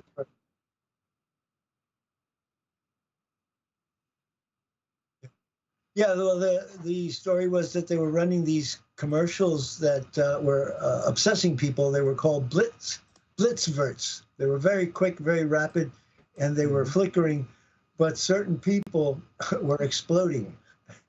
Oh, jeez. When they viewed it. It's a very interesting episode. It was very way ahead of its time. Good old Max Headroom. Like when you get into hypnotism and stuff too, you also have to take into consideration that because of what was his name, Baird. He's the one who came up with the concept, and he is also into NLP. No, he was also into the chemicals that they use to put you under. The psychotropics. Psychotropics. So, like, whenever I learned, psychotropics. The alien's biology has an electromagnetic field around it, and whenever human beings come within a certain proximity, that electromagnetic field short circuits our nervous systems, and we become paralyzed. We remain conscious, but immobile. And then the closer it comes, the more psychotropic effects happen, like telepathy, mind meld, other phenomena. if you look at the movie Walking with the Tall Whites, which you can see for free on tubitv.com, they tell one of the people, is that, we're gonna show you, introduce you to the alien, but I'm gonna tell you you're gonna pass out when you get close to them. And he says, no, I don't believe that. Well, we walked up, they introduced him to the alien, and the guy passed out. And I was reading, there's a book called Exempt from Disclosure by Captain Robert M. Collins, a really good guy. He was one of the aviary. And I was reading the book, and it talks about James Jesus Angleton of the CIA, counterintelligence program. Well, counterintelligence doesn't mean just against Russian intelligence or East German intelligence. It means counterintelligence against alien intelligence. So they manifested a praying mantis in a room full of CIA operatives. And James Jesus Angleton wrote, when the praying mantis appeared, several men in the back of the room passed out. So it's a real phenomenon, and we just have to be ready. The reason I'm doing this is to prepare your mind. If you keep an open mind, you'll be in a better position than if your mind is totally skeptical. Right. And you'll have a very, very unpleasant shock when if it comes your way. What do you then think is going to come of the inauguration, and regarding the role of these what we're seeing, the celestial phenomena with drones or what have you? Are they going to play a role, an impact? Is everything going to subside and disappear by that period of time? It's only a few weeks. When is it? Is it the first week of January, or what are you looking at the inauguration? January 20th. Oh, I see. Okay. Yeah, exactly. 1 month and 1 day from now. Wow. And I think a lot of people believe that this is a scheme to create a national emergency, so the Democrats can block Trump from taking office. But I'll tell you folks, there's nothing the deep state can do to stop Trump from getting inaugurated. Nobody's going to believe it. Nobody's going to go along with it. It's actually transparent to us. And if they try to do that, January 6th will be like a little firecracker compared to what will happen across the whole country. We're not going to let it happen. And Trump has come out. He said, give us transparency or shoot the drones down. So that shows you where he stands. And before I forget, I do want to share this good news with you and just give you a peek. So this is the friend request that I got. Let's get that on the. We'll do it on the screen then, I guess. You want to do a screen share? Oh, I thought I was doing it. I'll be happy to show you. This is one of the great things that has happened. A screenshot. For me. And I'll show it to you now. They're really going after him now, aren't they? Along with the Florida congressman who's been making a lot of waves. Trump is going to appoint him. What's his name? Director of the FBI. No, but they were going to appoint the Florida congressman Gates. Actually, they've been coming after him. That was to be Attorney General. But he stepped away. He recused. You got to keep the players and your scorecard straight. This is something. I'm sending this out as my Christmas card. Okay. You recognize it. This is called the Labarum. And this was the sigil of Constantine the Great. Oh. This is the sign that he saw in the sky before the Battle of the Milvian Bridge. Constantine had a civil war on his hands, so he's going to this battle. And he looked at the sun and he saw this unusual object or a cross above the sun. He didn't know what it meant. But then he claimed that Jesus Christ appeared to him in a dream and told him to put this symbol on the shields of his soldiers and he would win the battle, and he did. And so those Chi and Rho, in Greek, Chi and Rho. The P is actually an R in Greek, and it stands for Christos. And he was told, in this sign you will conquer, Excelsior, in hoc signis vinces. So that's my Christmas card, folks. Awesome. But he sent you a friend request? Kash Patel sent me a friend request. I went through, at night I go to Facebook, and sometimes I have 20 or 25 or 30, and I go through them, and I went all through. At the bottom it said Kash Patel. Yeah. We got. So I said yes. Well, we got one from old man Jacob Rothschild a few months before he passed away. Oh my goodness. Oh, my goodness. Too bad he didn't send you some bucks. Yeah. Well, should have written to him, no bucks, no buck ride.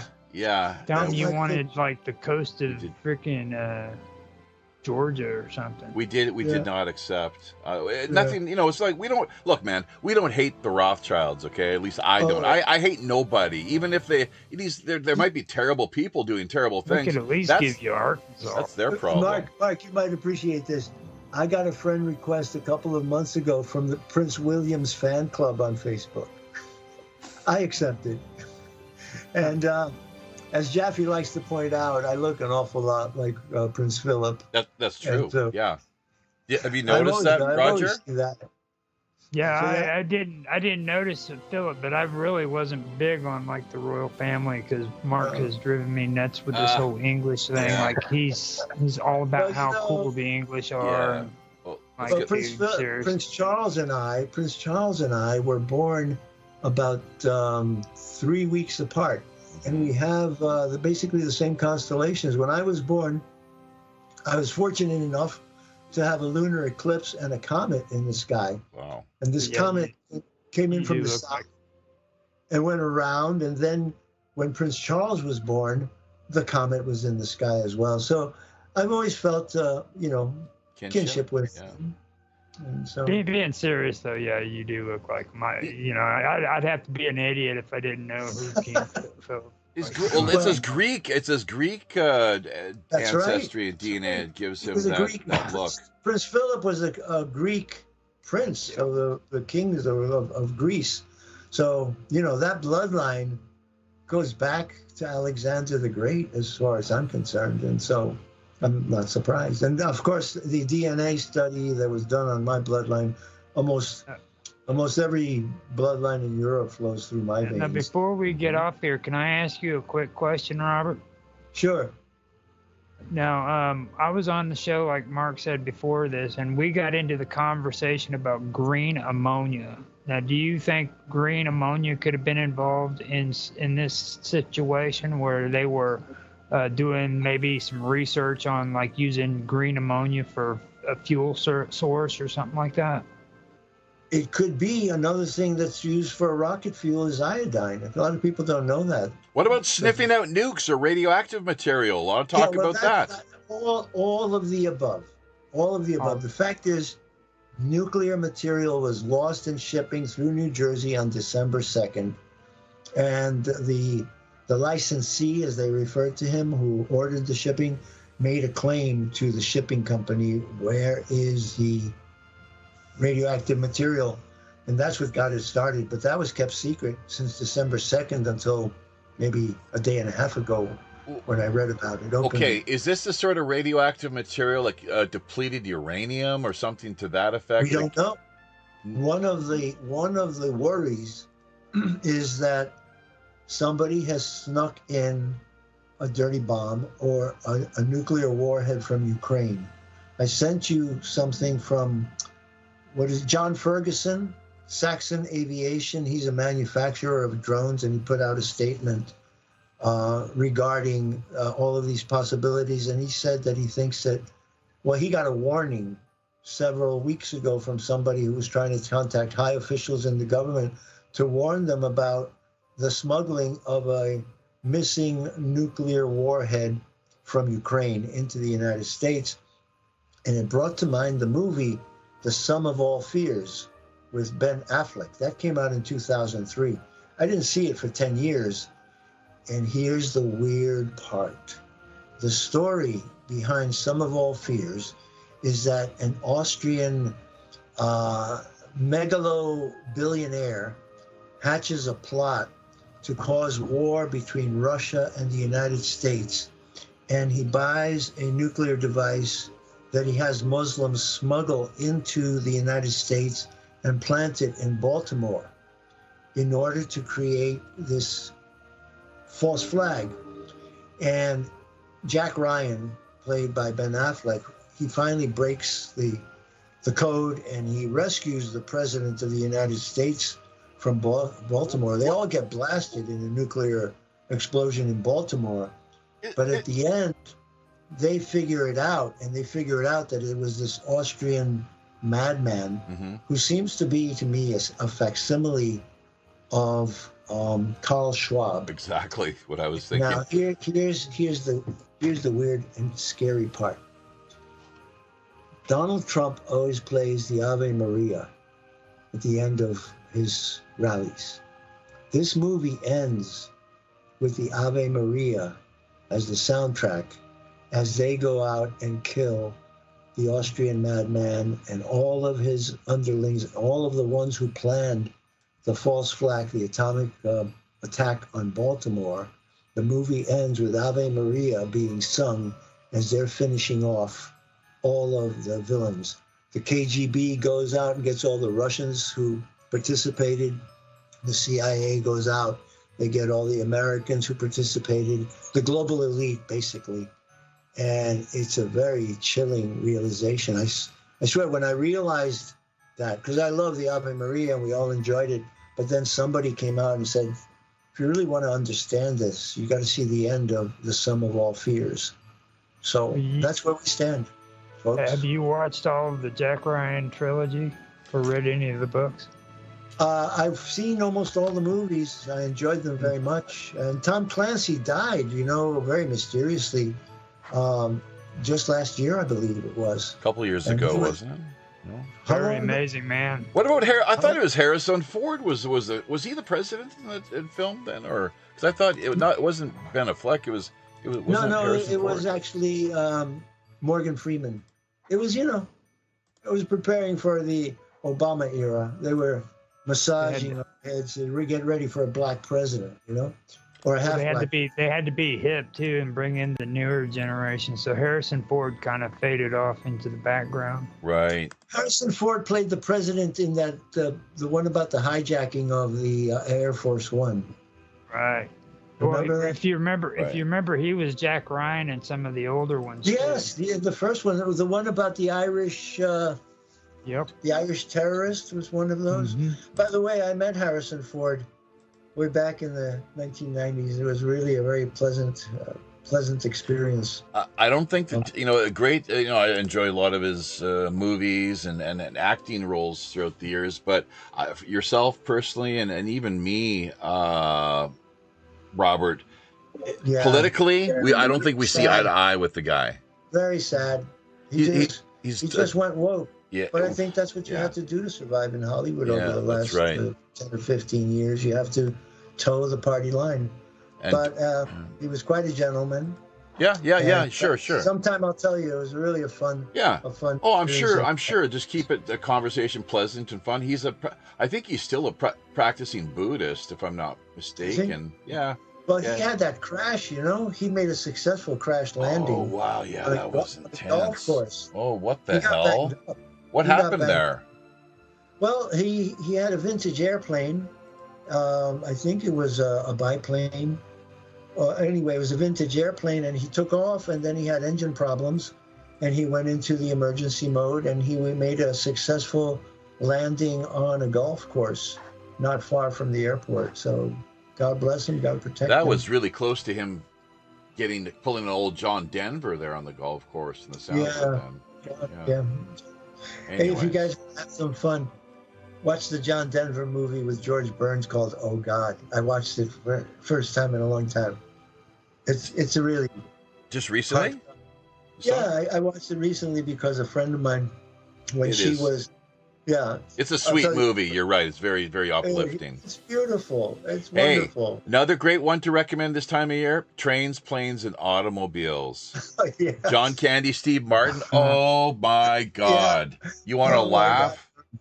You want to laugh? We need good laughs. So it's good to encourage us all to get into the Merry Christmas. Absolutely. The mirth and the uplifting of the spirits. That's why we do this. We're here to push back against what some regard as the war on Christmas, you know. But Well, you know, it happened a couple of days ago that Jill Biden had a big surprise. She came out. She hosted a White House holiday celebration with a whole bunch of children, and she came out and she said, "Happy Holidays," and all the kids yelled back, "Merry Christmas, Merry Christmas." She was taken aback, and she said, "Oh, Happy Christmas." Oh, happy Christmas. Yeah, but they kept yelling, "Merry Christmas, Merry Christmas." And so I say the same thing to all of you guys. Merry Christmas. Thank you. And what do you think it was, speaking of Jill Biden, you know, with her on election day as she appeared in her red dress outfit? Was that perhaps? I don't know. I don't. Red is the color of the Trump campaign. Yeah, so I had a lot of people, you know, wagging their tongues, scratching their heads, wondering, what is we trying to send a signal here or what exactly? So, but thank you, Robert and Roger. Thank you all. Yes, and Roger, thank you. Robert Morningstar at Substack.com. We add your routinely and dare I say religiously yours and everyone else's social media contact information to the archived end of things. Of course, you and I, Robert, and Roger, we have a great time here as well. Any chance we get together? Except for Mark, he's a bit of a stick in the mud. He's a turd in the punch bowl. He's gonna walk out one of these days, look up in the sky, and say, "Oh my God." Carl Young. Carl Young on flying come saucers. Down to you, Mark, and say, "Take me to your leader." Who would you let me ask you that question, Mark. An alien comes out of a spacecraft and says, "Take me to your leader." Who would you go to? First thing that comes into your mind. Some the idiots that is kissed Homer. You know, with me, I want my mommy. It would be my wife. That's what it is. I would take her. That's Coco. That's a good answer. My wife. That's a good answer. Yeah, She's the boss. There we go. Anyway. All right, folks. Well, we'll be back tomorrow. Actually, no, tomorrow night, South Korea time here, 11:30 p.m. Early morning affair for any of you out across the Americas, 6:30 a.m. I hate to say it's that early. West Coast, 9:30, where people like Robert are located. Miami, of course, New York, Montreal, and so forth. The afternoon affair for people like Mark out of the UK, so keep that in mind. Mr. Edworthy, maybe help to spread the word to a few of your European contacts, see who's interested in connecting with us in real live time.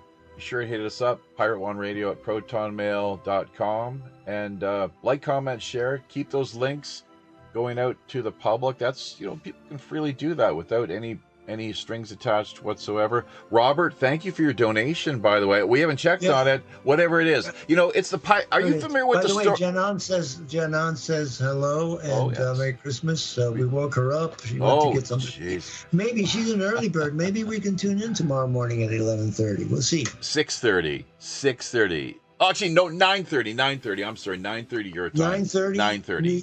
Yes. New York time? Yes, sir. Yes, that's correct. Yes. Correct. Yes. So we'll see. The last question, the widow's mite. Are you familiar with the Bible story of the widow's mite? Because what we have to offer here is we have the pirate's mite. We've worked, this magical Christmas elixir. This is our 10th year. We've been working on refining the magical Christmas and Yuletide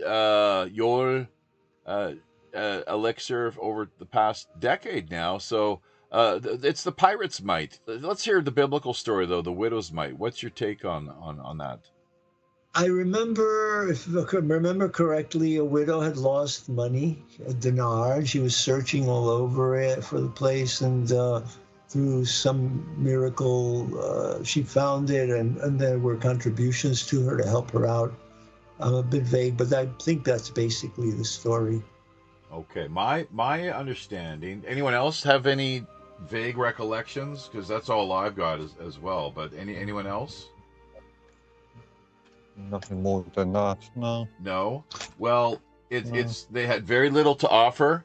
Very little.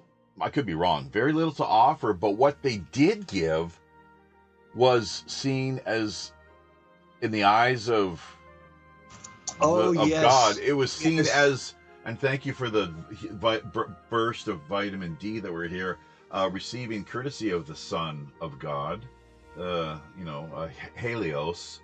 And it's interesting too that in Korean, Haenim, Hey, is the sun. Hey, Leos. I just made that connection, you know that? I do this all the time where I look at etymologically, it's like, what? Korean, it's just endless. It's trust me, but Helios. So hey is the sun.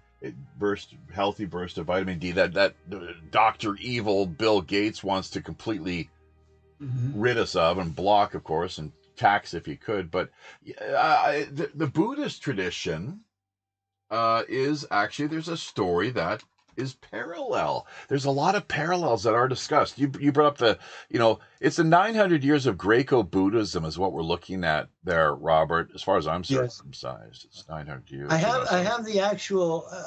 We're correcting our accounts. The widow's mite refers to a biblical story where a poor widow donates 2 small coins known as mites to the temple treasury. Jesus highlights her offering as more significant than the larger donations of the wealthy, emphasizing the value of giving from one's poverty rather than abundance. Correct. So, and we, on that note, have just hit the 100 message mark here with people active in the chat end of things. So that's wonderful. Now, if only we could retweet it, is what Restream is saying. Retweet it to X. Free speech, Elon, not so free speech, really. Musk, unfortunately, has recently suspended both of our accounts. We've got our fake book back up online. They suspended it as well. Thankfully, it's a miracle, folks. Second time in almost as many weeks.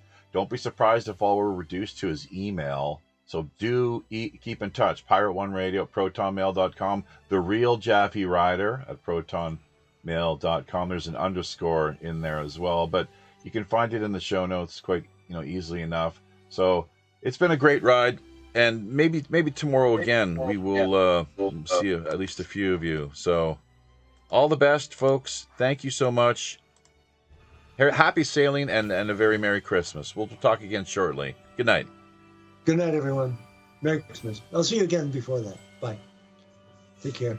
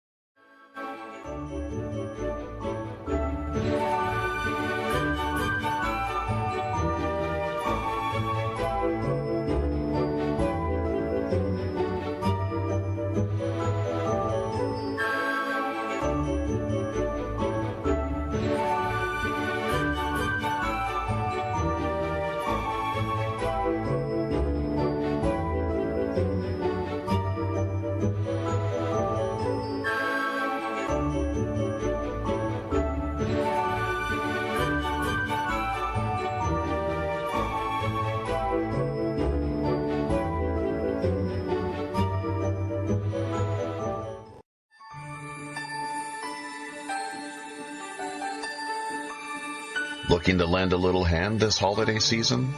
Do your part in helping out those in need. You might want to consider getting involved on some level with Operation Secret Santa. Here's a quick overview. Formally kicking off on December 15th, Operation Secret Santa, that's hashtag OSS, is a world grassroots, strictly people-driven, Christmas charity, telethon-styled internet campaign. Referral marketing, or what's otherwise known as word of mouth, drives the project's big red sleigh, with all money, donations, and the like going directly to the needy who are selectively sponsored. The 4 main categories of participants we're looking for include 1. Live streaming web show hosts, speakers, producers, and performers. 2. Operator matchmaking elves, making their lists and checking them twice. 3, Secret Santa sponsors, and 4, people in any place around the world living in need, worthy of a little Christmas hand up. This year's organizers are presently working on mobilizing and building upon last year's preliminary success, with donation levels capped at a suggested price value limit of $1,000. If you've any further questions, be sure to drop by WPRPN.com or check out our groups on both Facebook and Minds.com via a keyword search of simply Operation Secret Santa, #OSS.